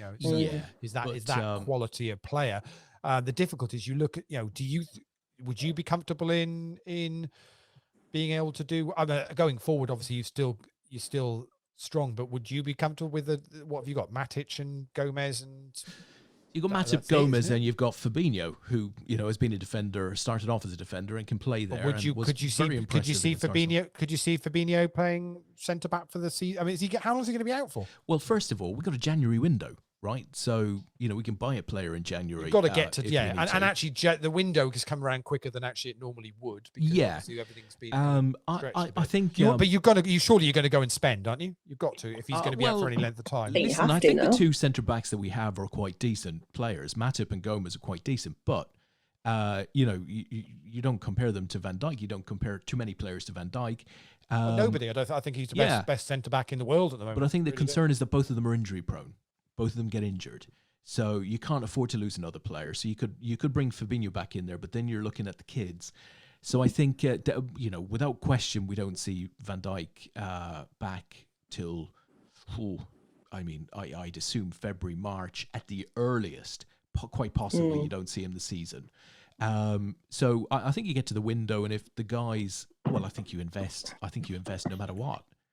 But you might find that Klopp will actually pull that defensive line back a bit, so it doesn't play as high, which might, actually help in some circumstances. But ultimately, the way this season seems to be going is I think it's more school ground football. It's going to be about who scores the most goals. So everybody will accept that without crowds, without people baying for blood, and shouting at you when you make a mistake, people are going to make mistakes and goals are going to be scored. So it might come down to who's winning more 3-2s than the other team. It could be fun. It could be a really interesting season. Tell you something about the Merseyside derby on the weekend. I watched some of the best analysis on Liverpool's high defensive line from Joe Cole. I saw that. Yeah. Really, really good sort of 2 or 3 minutes explaining why it worked, against Arsenal and didn't work against Aston Villa, and what they were doing wrong and what they'd done. Really, really good insight into it. If anyone hasn't seen it, I'm sure it'll be available. It's on somewhere. Well worth watching. A lot of the time they just, they press these screens and aren't really kind of getting to a point of anything in particular. But I thought Joe Cole came across really, really well when analysing that. It was a good piece of analysis, it has to be said. I think you've also got to factor that I think quite a few players didn't play particularly well that day, and you've always got the chance of that occurring. That's just some ridiculous results at the moment. I don't see it ending. I think you're right. I think it is a little bit a case of, mistakes are going to be. But it's actually a lot of it's not even mistakes necessarily being made. It's just, it's just good goals and playing with a bit more freedom. And if you've not got the crowd on your back, I suppose you can just get on and play and try all the tricks and all the thing, little things you would do. What's interesting, nice Brendan. Ace is in the chat box there, guys. He's just saying the most offensive league in the world, the Italian league, scores today 3-4, 2-2, 2-3, 3-2, and 5-2. So there is, Bayern Munich have conceded like 4 or 5 or 6 to some crazy team earlier on in the Bundesliga. And both Real Madrid and Barcelona lost yesterday to Cadiz and both Getafe. lost 1-0. Yeah, to ridiculous results yesterday. It's gonna be it's going to make the Champions League interesting, which starts obviously this week. I'm sort of writing make that it very, off. very interesting. That one I think is definitely a bridge too far. I think Liverpool prioritised the league over that, and now. Do you think really? Yeah, I think without Van Dijk, I think we're really going to miss him in. But you Europe. can't. I don't see how you could say as a fan that you think they'll prioritise the league over the Champions League just because of one player coming out. I mean, it's he's not just one player though, is he? And look at the group we mentioned German football, Des, and look who appears in the chat box. Yeah, Freddie. Hey, Freddie. Smile. Oh. Yeah, but Bayern Munich had another huge win yesterday, 4-1, I think, away. Doing well. Bayern Munich. I mean, the German league is not. It doesn't feel strong enough. I mean, Bayern Munich are what are they 9 in a row, something like that. I think. Yeah, but you can't argue with their quality in the Champions League in the season just gone. They were. No. In that tournament, they were amazing. But it does make you wonder how it's when we didn't want to pay the money for Sancho in the end. I mean, don't get me wrong, Sancho's a great player and potentially, is really, but I don't know. He's playing in the league. Is the German league that strong? I'm not sure. I'm not sure how strong it really is in depth. Whereas it feels the Premier League does feel like anybody can beat anybody on their day, and it feels a bit more honest of a competition at the moment. But yeah, I think it could be. But then you could argue the same with the Italian league. I mean, Juventus are now however many in a row or something. Again, it's and obviously Rangers beat Celtic on the weekend, which could finally mean there's finally a bit of competition in Scotland for stop the 10 in a row. In a long time. Yeah. Freddie is agreeing. He's saying it's not. I think he's sort of saying the Bundesliga is not as strong, I assume, as the Premier League. Yeah, I think I'd agree with that. So Brendan and Peter still going at this. This is a good heads up. This has been going on for a little while now. They were 3-handed for a long time as well. but they are down to a point now where really we're playing blinds of 25,000 and 50,000. So yeah, they're only sat on just over 20 bigs each, which means, Joe, it kind of gets to the point where, you know, another level or two maximum this is going to go, but it's not going to take much for pots to build now. Yeah. Yeah, they're seeing a lot of flops, which is nice actually. Bet sizing's nice again from Brendan there. It is, yeah. Just, you know, keeping it low ball. But I mean, Peter's a very, you know, he was a kind of grinding type player. He will sit out a stack. He doesn't just get his chips in light. Whenever we've watched him play when playing in the international games in live tournaments, he's another one of those players that can sit there and every point counts. And I think it's the same when he's playing tournament poker. He will certainly doesn't make many mistakes. No, he's really solid. Really solid. And we've got a final table in the squads. The Die ended up being the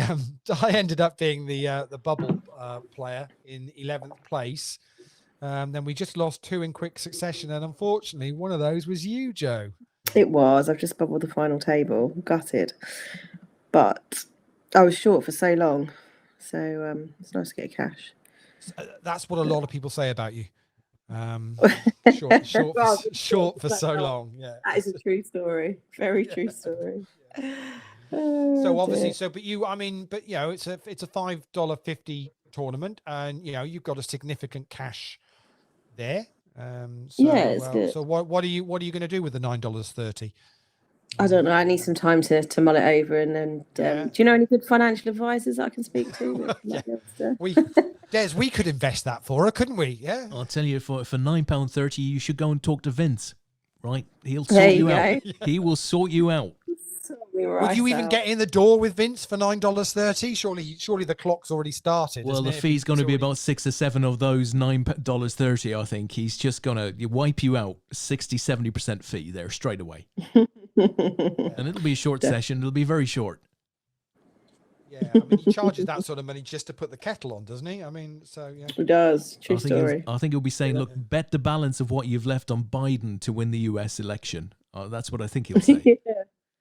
Do we even know that? That's not a cert, is it? Do we think that's? Well, I haven't seen what the odds are these days. They no idea. I have no idea. I wouldn't be betting on it. That's for sure. No, I've seen lots of people posting that they are. Yeah, they have had a bit of a flutter on that sort of thing. I don't think it's anything you could call. I just don't quite know how. Well, I'd be wanting to check the terms and conditions to kind of go. So when Trump refuses to leave the Oval Office, he surrounds himself with the Proud Boys. Yeah. Is the bet valid or not? Does that count? Yeah. Does he have to be out by a certain date? Yeah, as he's dragged kicking and screaming to the helicopter. Does that mean he's actually left? What do you make of it all, Joe? It's like a circus, isn't it? I was just say it's a massive circus, really, isn't it? Do you know what? As you said that, I thought I'll just have a look on Paddy Power, and Biden straight in to win. The $9.30's gone. Yeah, just load that up. Hang on a second. We just stick this on hold while I just go and lump it on. No, I don't know. It is. It's just one big circus, and it's one of those where you sit there and you think just anything could happen. I mean, some of the stuff he's come out with recently is just you just watch him and go, like, with all the money you have, and you can't find an advisor that can tell you that you're acting like an absolute turnip. I really don't know. I tell you what I found that was very interesting today. There's a guy called, I think it's John Cormoran, who's one of those well-respected Republican senators. There are a few of them, apparently. But today he said, being with Trump is like being in a bad marriage. You want to correct it. You think you can correct it, but you just can't. And I think you're going to get a stream of Republican senators in the last 2 weeks who'll all start to, release Trump into the ether to try and in some way be able to save face and say, well, I told you so, but it's too late. They can all go down and burn as far as I'm concerned. I have a story brewing. There is a storm on the horizon, folks. Possible late winner in squads. And it is Celtic related. Oh, So we're down to 7 players now in squads. The only 2 that we really are interested in here are Tim Magnus and Shug. The Right. difference in points between the Celtic Storm and Eat My Stack at the moment is 32. Well, 32 is very doable for Shug to catch up here. Him and Tim have got similar scores. In fact, they've got literally identical low scores. So basically, if Shug can outscore Tim by about 32, 33 points, seven players left, then it's going to be a Celtic Storm win. Wow. So at what position For the week. Lee, does the gap between that position and the position beyond it become 32 points? Or are we already in that place? Is it just outlast them?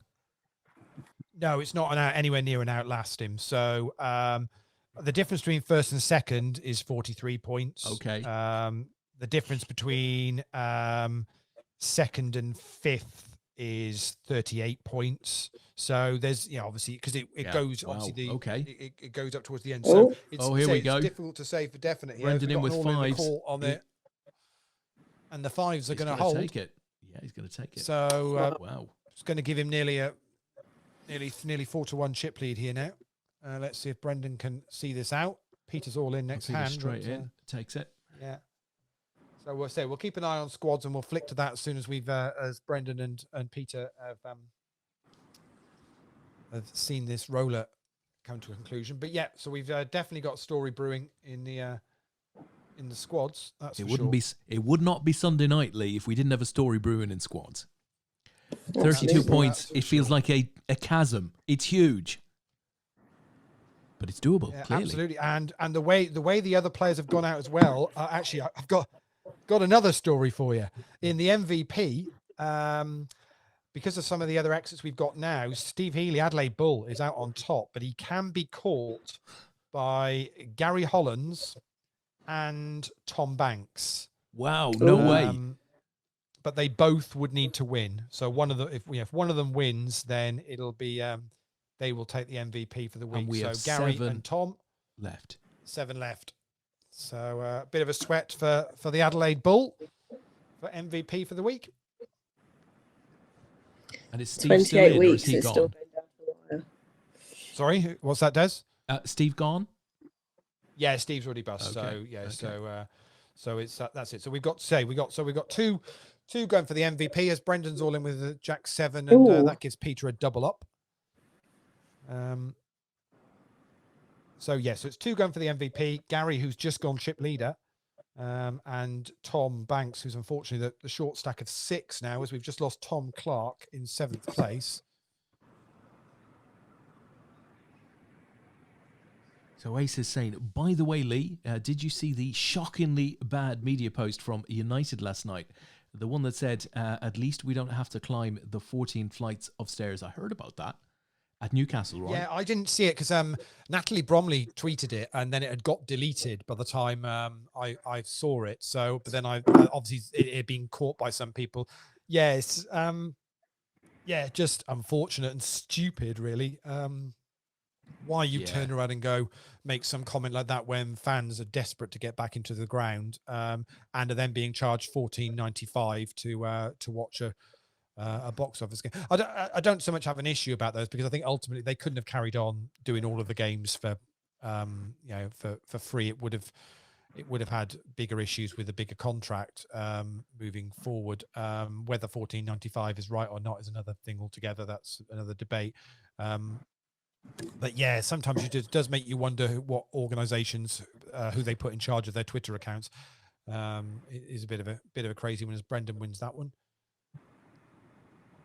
As I've said, and I advise a lot of my clients these days when it comes to social media, basically whoever has got access to your social media accounts these days is effectively like giving them the face. They are the face of your company. you might as well put them out there on a billboard. So you've always got to be careful who has access and what they're doing and the message that they're supposed to be giving. Wow.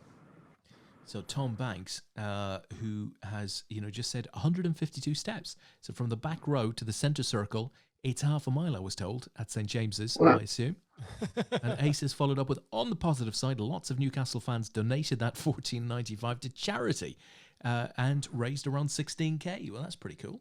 That is Brilliant. pretty cool. I mean, it's nice, but I can imagine it's probably better than watching Newcastle anyway, to be fair. I did see a Liverpool fans tweet. I'm not sure which one of the groups it was. It might have been Heard of Shankly. the We Shankly supported one, that. saying a very similar thing of like, that's what we should do. Yeah. Mm.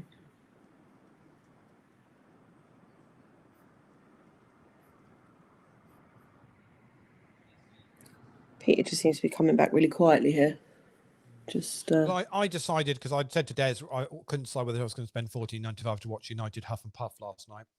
And I decided, oh, go on, I'll just do it to watch the game. To be perfectly honest, really disappointed with the quality of the product, because there was no match build up, really. No analysis whatsoever. It literally is the game with commentary with a load of adverts. That is pretty much the lot, which is quite disappointing, really. But when you're paying that sort of money, but so sat down, and obviously Shaw slaps it into his own net after about 2 minutes or whatever, and I'm thinking, Fantastic. can I get a refund? Yeah. Is it too late? It obviously ended up out all right in the end, but still, yeah. Did Cavani? Did he get any time? Was he in the squad for that one? No, he's still self-isolating because coming across from France. I think it's done now. I think that's done now. So he'll definitely be in the next squad.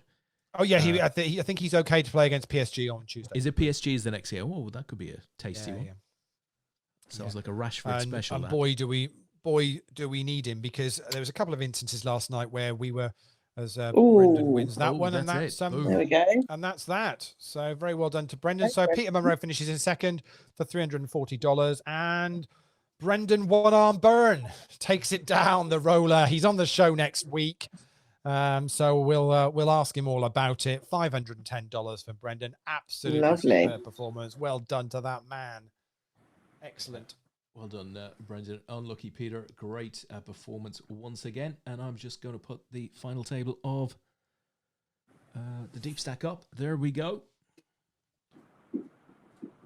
Yeah. So for those of you, just joining now, the deep stack of squads, just to give you a quick update where the situation is, we've got two players here vying for the team leaderboard for their relevant teams. Tim Magnus playing for Eat My Stack, and Shug Carney playing for Celtic Storm. Shug needs to catch up about 33 points. So we'll keep an eye on how that's gonna play out. But obviously we've got Gary Hollands as well and Tom Banks. If either of them win this tonight, they will overtake Adelaide Bull and win the MVP for the week. So we've got a bit of a story on a Sunday night.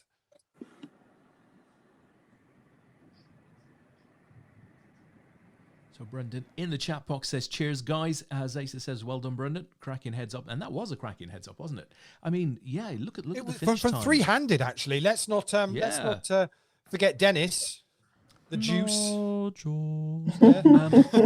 Look at the finishing time, 23:42. Every Sunday night recently, we've always been trying to rush through the intro to get the last two or three players in. So yeah, a cracking sort of final table there. Yeah, of which it's Joe really was part weird, of. actually.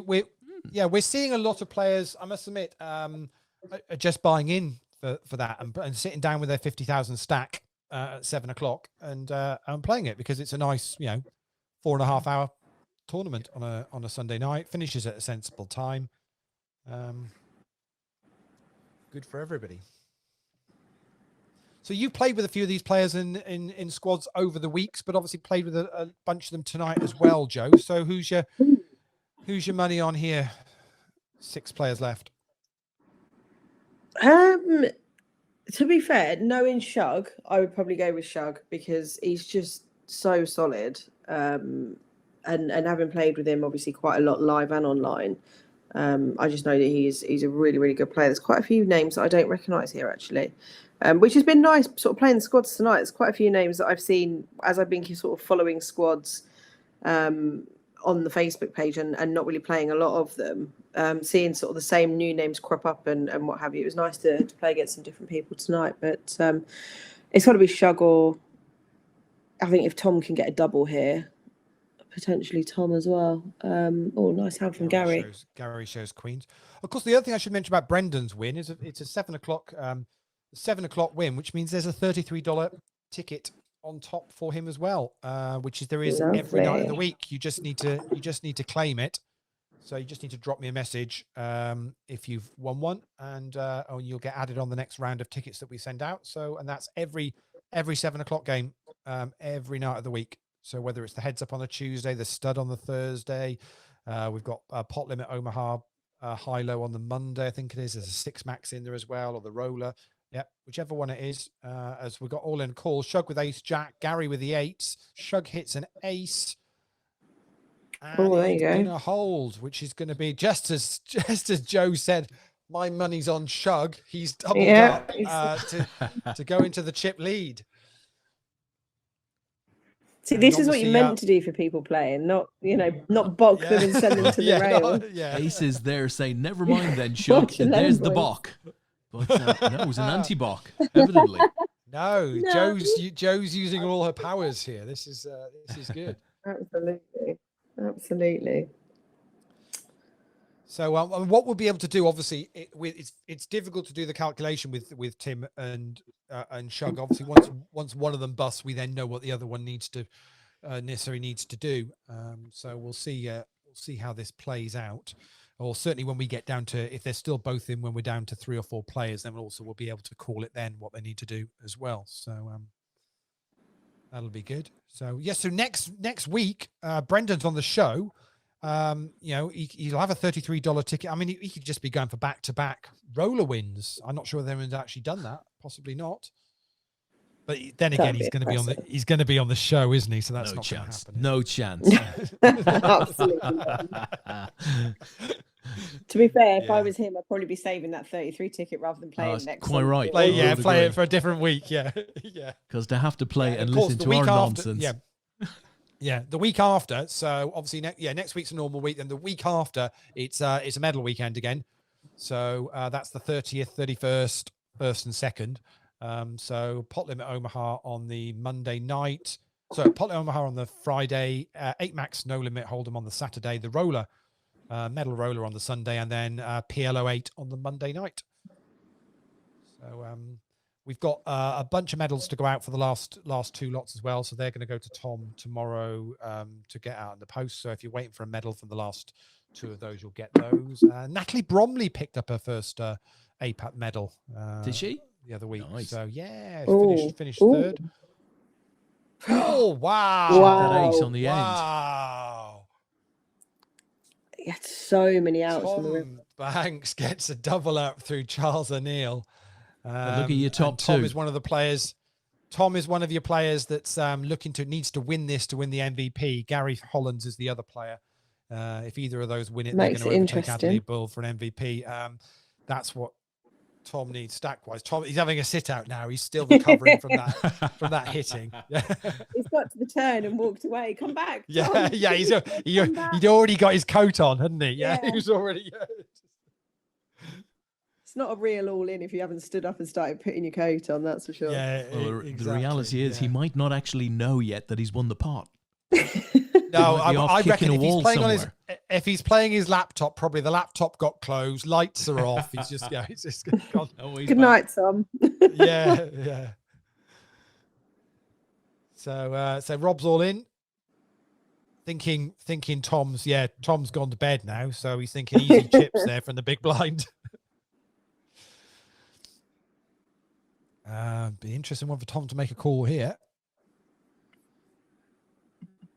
I mean, do you think, are we at a point there? So Rob's shoved there with 1.3 million, blinds are 45.90. I'm not, when there's a couple of three smaller stacks, and he's got the other 3 stacks. You well, other than Charles, you've got the other two on less than 10 bigs. I don't think you need to there, but I think possibly knowing. they're at a point now that was a shove for about what 14 or 15 bigs, wasn't it? And it's a case of, I mean, it looks a big shove, but actually it's got quite shallowy here, doesn't it? We probably should have lost a couple. We probably should be down to about 4 maybe now, because average stack is what they're playing. It's only about 13 bigs, isn't it? Average stack. So we are playing reasonably shallow. Tom's come in. He's had to deal with his autistic stepson. So he said he took the laptop over. And you remember, Tom, when he was on with us, the night he was on, said there might be some noise in the background, and there wasn't. It was all perfect. Wow. Kings versus aces. Cooler. Oh, there we go. Just to do it. And we lose Charles O'Neill. I mean, Charles, the hand before obviously was where Tom hit ace 10 versus aces, and then the 8 on the river, and then you run kings into aces. Just a horrible run there. Yeah, that's a pretty brutal end to a tournament, but a good finish in 6th place for Charles. Well played. My prediction's looking good now. You're feeling confident with it, yeah? Absolutely. Maybe I should have spent my £9 betting on Shug to win this. Maybe that was where I should put it. I don't know what odds you'd have got. I'm not sure.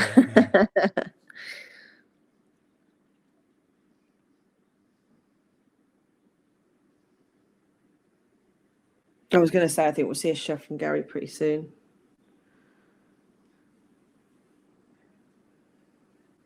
Yeah, with 5 bigs, he's really got to go for it, isn't he? A bit bigs here.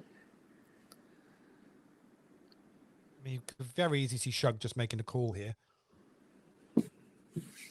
It's only 4 more bigs. I mean, Shug's got, what, 34, 35 bigs. I don't think he's going to call off light, no.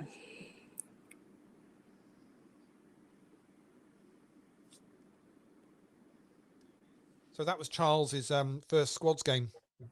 Finished 6th tonight. I promise you, Charles, it's not always that brutal an end. So hopefully we'll see you back. Hopefully we'll see you back playing again at some point.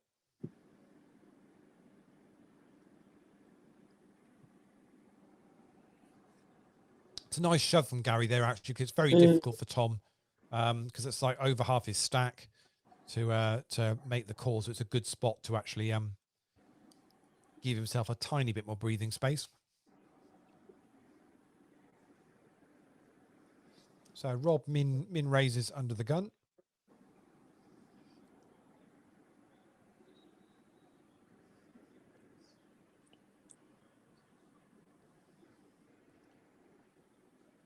And, Tim's gone into the tank here. That's a bit. He's having a real think about this. Well, to me, it's either a shove. It's shove or fold, isn't it? Really, with 11 bigs. Yeah, definitely. In that spot. So. Could be that he's just discussing with his teammates, going, where do I need to finish here? Do we think? Yeah. to win this thing? Yeah. I mean, the interesting one. I mean, it's trying to work out some of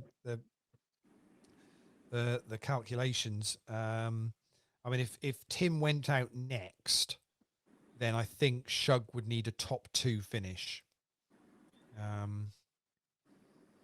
Whereas if Tim went out in 4th, then I think Shug would need to win it. Right. So that's kind of the dynamic here. So it makes quite a big difference to Tim if he could, if Gary could bust before he does. And it's cool. It's talking about this kind of thing because it's open to all the players. That I know, players from each team will be listening into this as well. So we're only being fair to everybody about the information, because the scoring system is not always the easiest thing to work it exactly out. And I know some of the guys have got their own little spreadsheets to track what they're doing, which is great. But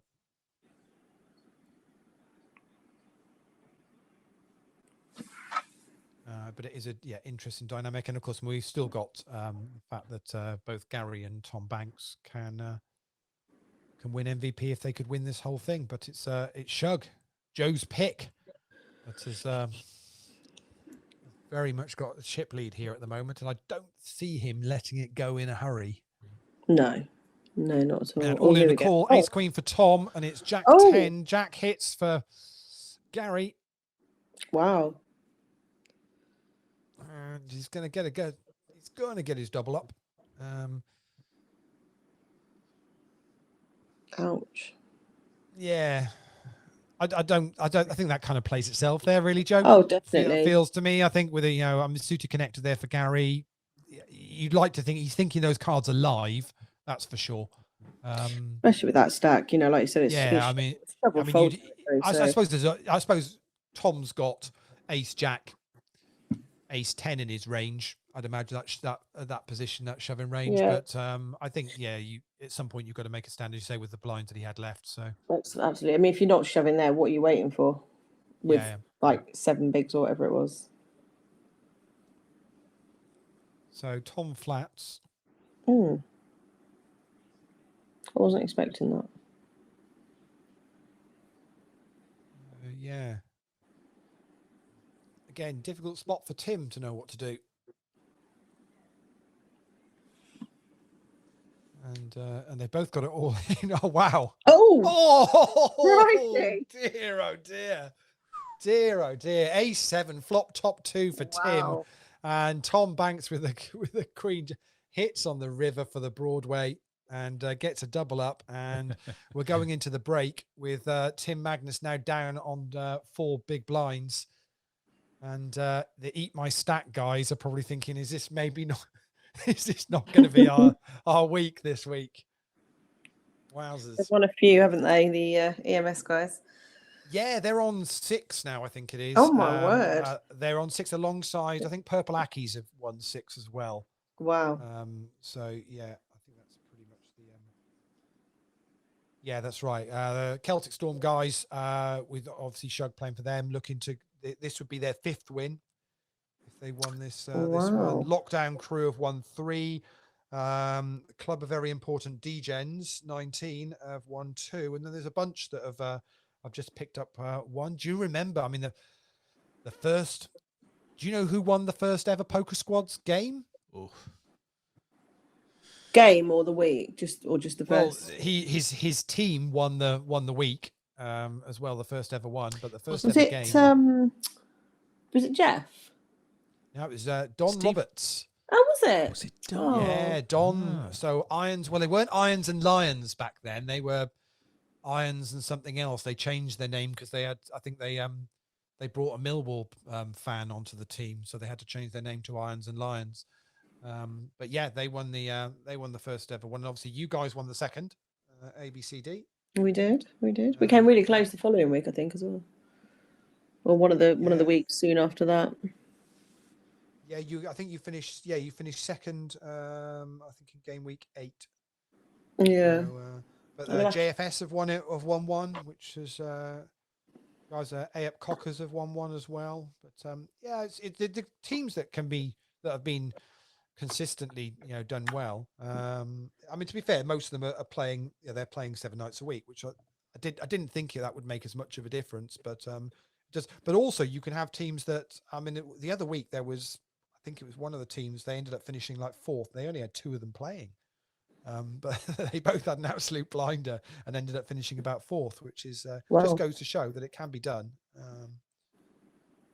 That's for sure. I have to drag Jason and Vince out of retirement, I think. Well, but the whole point of it, Joe, is that you need a kind of a break at times and other things happening, and then people will come back to it when it suits. There's exciting stuff going to be going on with online poker, and looking at what's being put out there regarding kind of legislation, certainly in the UK. I think it's fairly safe to say that there's going to be another 6 months of where we're at now, which might be up and down and as we go, but I certainly don't think it's going to change, which means online poker is very much going to be continuing what they're doing. Obviously, from some of the talk that the guys had on the Orbit show this week, they were talking about they didn't think the guarantees would be sustainable. But certainly the series are there. We've spoken tonight about the Monster series coming out. They've moved the Caribbean poker party online as well. They've also got the is it the Irish Masters?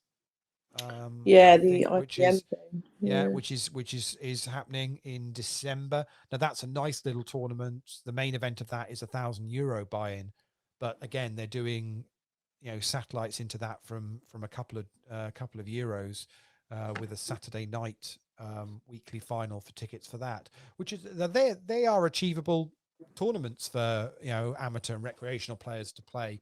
I think you can get into the weekly final for that. It's like a €10 buy-in every or a couple of days, a couple of times a day, where you can try and build your stack to get through to the Saturday final. So they're kind of they're affordable for people to try and play. So there's going to be plenty to keep people occupied, I think. That's for sure.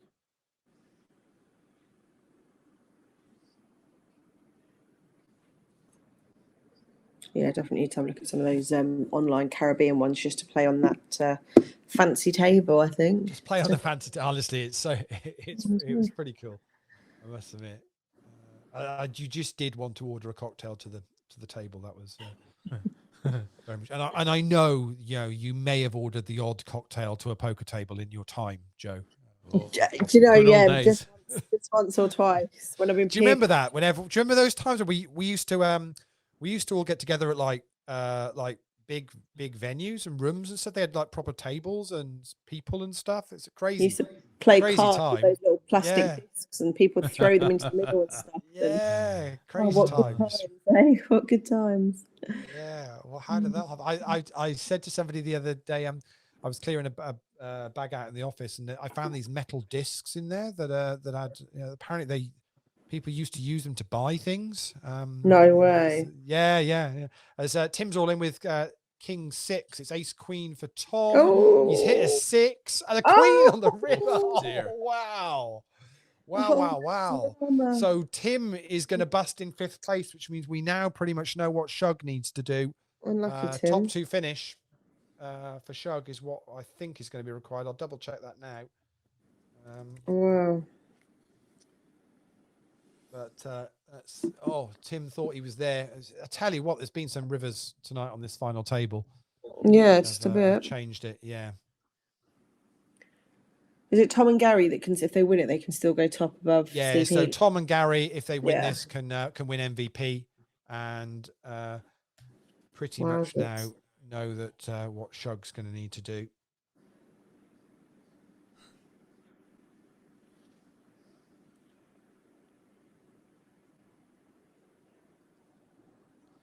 As Gary's all in.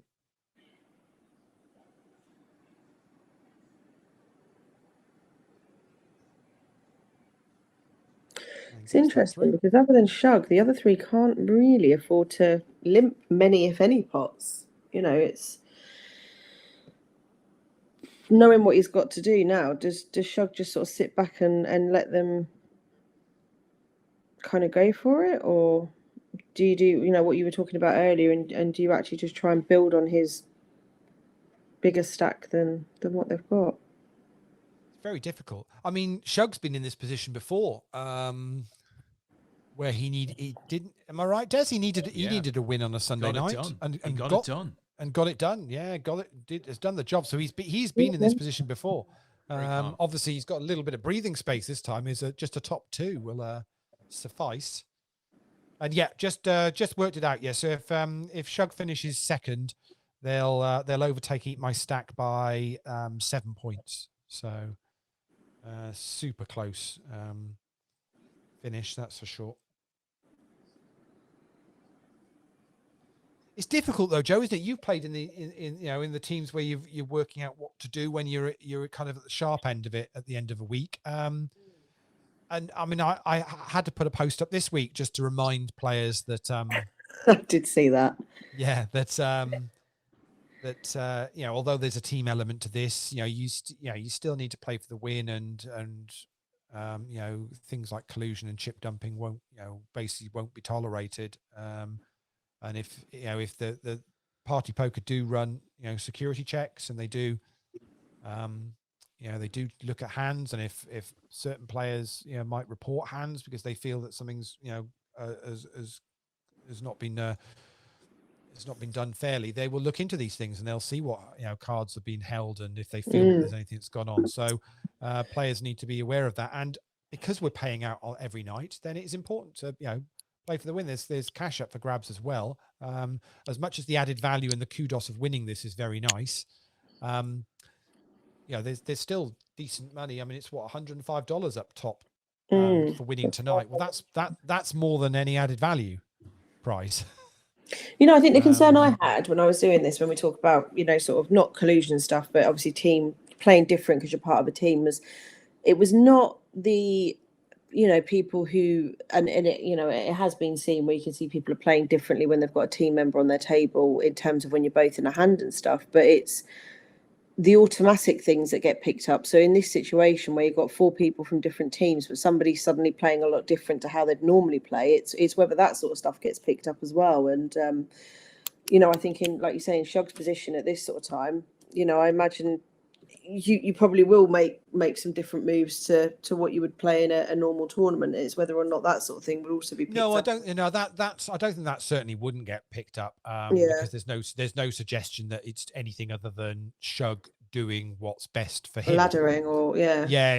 That's perfectly understandable. I think it's only ever the situation whereby there's a feeling that it's teammate on teammate and soft play type thing. Yeah, and anything happens.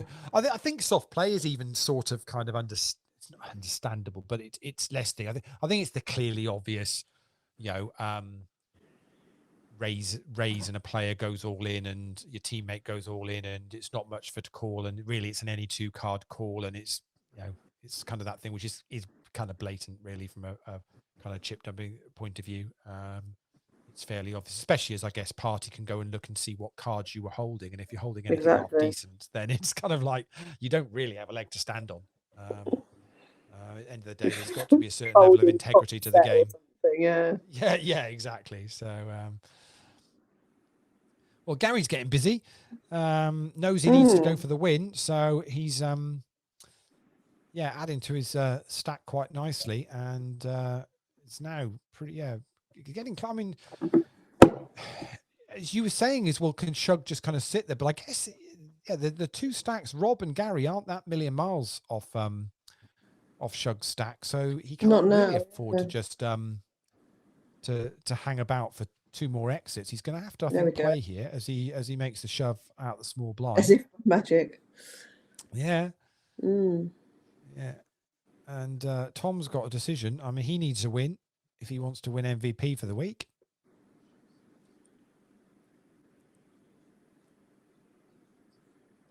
He's back in sort of shovel fold territory now as well. But I do actually think that I don't even think actually with the poker squads, I don't actually think it's even the added value prizes so much. I actually think it's the kudos of winning it.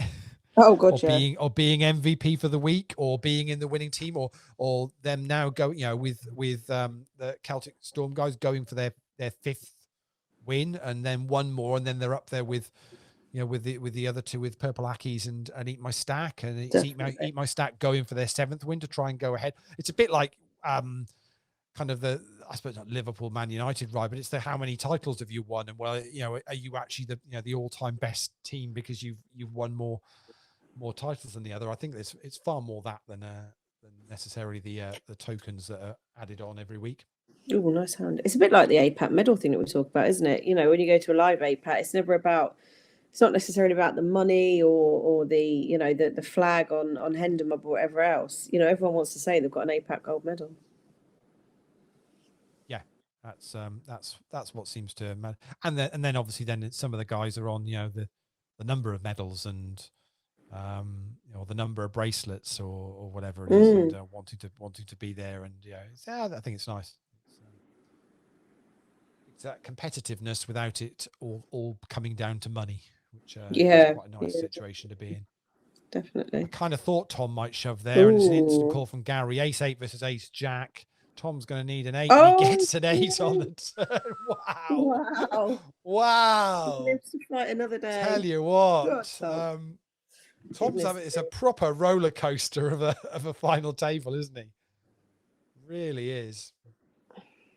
And they're the two players that are vying for the MVP if either of them can win this. As we're 4 players left. And I think Gary was thinking, well, I'm not going to get a better hand here because I mean, my thought was, well, you know, if I'm Tom, I'm probably shoving any 2 into that position actually, and he did have ace-8 is not the worst hand. When you're blind on blind, is it really, Joe, at this point? No, I think you're definitely shoving any ace there. But you know, Tom says unlucky mate in the chat, and Gary says how it goes. Yeah, which is as Gary says, win some, lose some. Absolutely. Nice way to look at it. Yeah. Yeah, I think Nye says so. Do 4 nations count as Spurs? Then they usually finish 4th and 5th. Yeah, that's pretty much about you guys. Spot for you guys, unfortunately. Tom asking what the lotto jackpot is at the moment. Get an extra ticket for that. yeah. Yes, it's very much there. Yeah. Nice 4 nations guys. They've had a couple of second place finishes in the past 4 weeks, but they've not quite got it all together on any particular night. Nye actually won MVP a couple of weeks ago. Oh wow! Yeah, so they had that was one of the weeks they finished second, but just couldn't. I didn't quite. sound quite so surprised there. Sorry, that is awesome. I just realised that sounded awful. That's all right. I'm sure, you know, Nye doesn't mind. It's fine. Absolutely. I'm going to try and get Nye on the show. I've asked him, and he said nobody will want to listen to him for a couple of hours. Oh, definitely get him on the show. That'd be brilliant. I have asked him, and he knows the invite is there, and he then kind of didn't really come back to me with a confirming of a date. But whenever he wants to, we genuinely that'd be would really like good to get him on the show because as Gary's in with kings, and it's ace king for Shug. Oh, wow! And the kings are going to hold. Crikey! And that's going to put Shug into short stack. Eat my stack, guys are kind of loving that, but difficult one. I mean, ace is actually it's just pretty much a cooler, isn't it? King's and ace, king, 4-handed. It's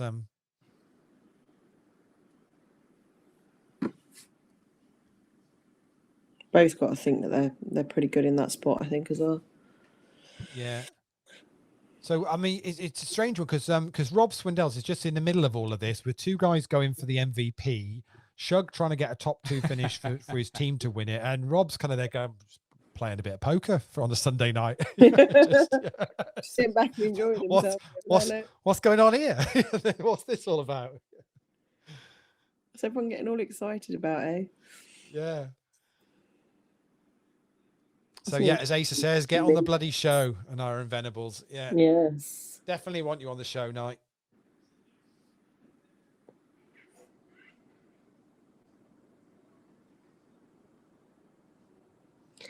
Funny how quick it's all changed again. Yeah, but this, I mean, it's still quite shallow, Joe, isn't it, really? Oh, God, yeah, very, stack-wise. I mean, again, we're back on the point that average stack is still about, 12, 13 big, something like that. So Gary's applying the pressure. Wow. You know, and considering Gary doubled up Tom with the ace-8 versus ace queen hand. Yeah. And then Gary since then has pretty much got, I mean, and he's showing cards. I mean, he's picking up some cards and is just applying the pressure, isn't he? Yeah. Got a nice little run here. So Rob's all in and gets that one through. Yeah, we're just going to see, feels like we're going to see some more hands clash in a minute. Obviously, we've had, the definitely king, and it's going to be, it does get to a point where if it's opened round to you on the button, it's, you really got to be. It's an interesting min raise. Tom's min raise it, and Gary's got ace king versus ace 10. Oh, wow. Wow. My word. Holy shit. Right then. I just keep saying, oh, wow. That's just, how's I mean, Tom, tell us in the chat. I mean, how's that flop for you, my friend? That's...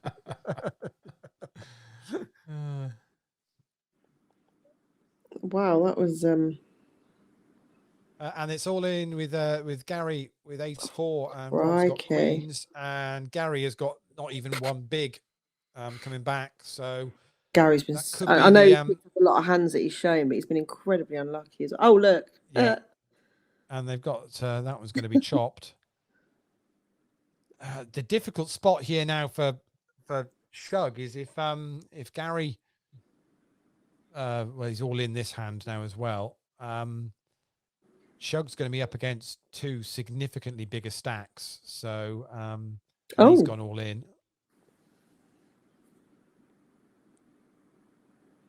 And decision for Tom. Surprised Tom didn't make the call there. Queens for Shug. Oh. No, surely not. Oh, well, the way it's gone, surely not. So we're going to lose Gary in 4th place. His run at MVP for the week ends here, but yeah, just very unlucky, really. Not a huge amount he can do. So we're 3-handed. So the situation is this: Tom Banks needs to win this to win MVP for the week. Shug needs to finish in the top 2 for Celtic Storm to pick up the squad's win for the week. Rob's just playing, basically. Rob's just having a lovely time. Yeah. Shug's got a hell of a task ahead of him now, I think. Really difficult because he's got 2 big stacks. He's certainly going to need to. But again, if he could double up through one of them, then all of a sudden he's not that far off them, is he? So he just needs to get a little bit lucky. But again, he won't. He's not going to shove the chips in light. He'll pick his moment to the. I wish I could rig the deck. I don't need to rig the deck. It just seems to always be just exciting stuff. I'm always told that it's just simply because you see more hands online, so all the good ones just come around more regularly. Of course, Shug could sit here going, well, if you two could just go at it, yeah, and one of and one of you knock the other out, that'd be great. Very happy with that. Shug's going to make himself a cup of tea and just leave him. Yeah, if we could, if we could just somebody could deal aces versus kings to those two, please. That'd be no pressure. So Tom says in the chat, if Gary starts asking the number of a hitman, can you let me know? Sleep with one eye open, Tom. Be safe. Yeah. Well, they're both to say there's 2 hands in a row now. They've both both going to involve Tom and Rob. Thing is, it's very difficult for either of them to. Well, I was going to say that as Rob bets out on the turn, and Tom's gone all in. Rob's going to fold.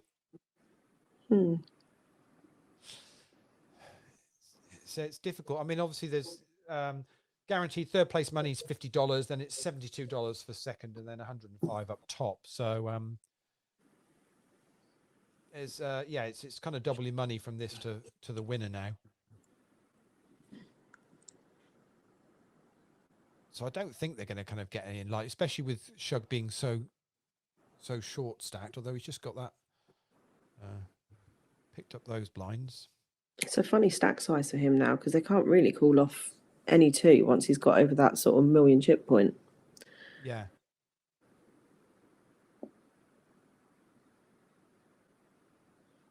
Oh, he's shoved into Tom's blind on blind. No, Tom, it's a nice spot actually, isn't it? And all of a sudden he's gone from under $1 million to nearly $1.5 million, and a couple of shoves and another one through. Brilliant. And now this is now he's very much back in the game with the guys. It's a great stack size for doing that sort of thing as well. Yeah. Oh my and God, gets look. a walk again. So that's that 4 hands. 1, 2, 3, 4. That's 5 in a row. Shug's just 1. 5 hands in a row. 3-handed for the short. What was the short stack? I mean, that's remarkable. And again, with these two seeing flops together, it's only really beneficial to Shug, to be honest. in that way. And for anyone just tuning in, it's Shug needs a top 2 finish for his team Celtic Storm to win game week 28. And meanwhile, Tom Banks needs a win for him to win the individual MVP for the week. As Rob gets that one through. And Rob's just going to put the brakes on it for everybody. Yeah. Rob's going to knock Shug out in 3rd and then Tom out in 2nd and go, right, you both won. You both won. You get nothing. Thanks very much. And he's got and Rob's being paid by Adelaide Bull for the MVP and Eat My Stack for the team event. Yeah.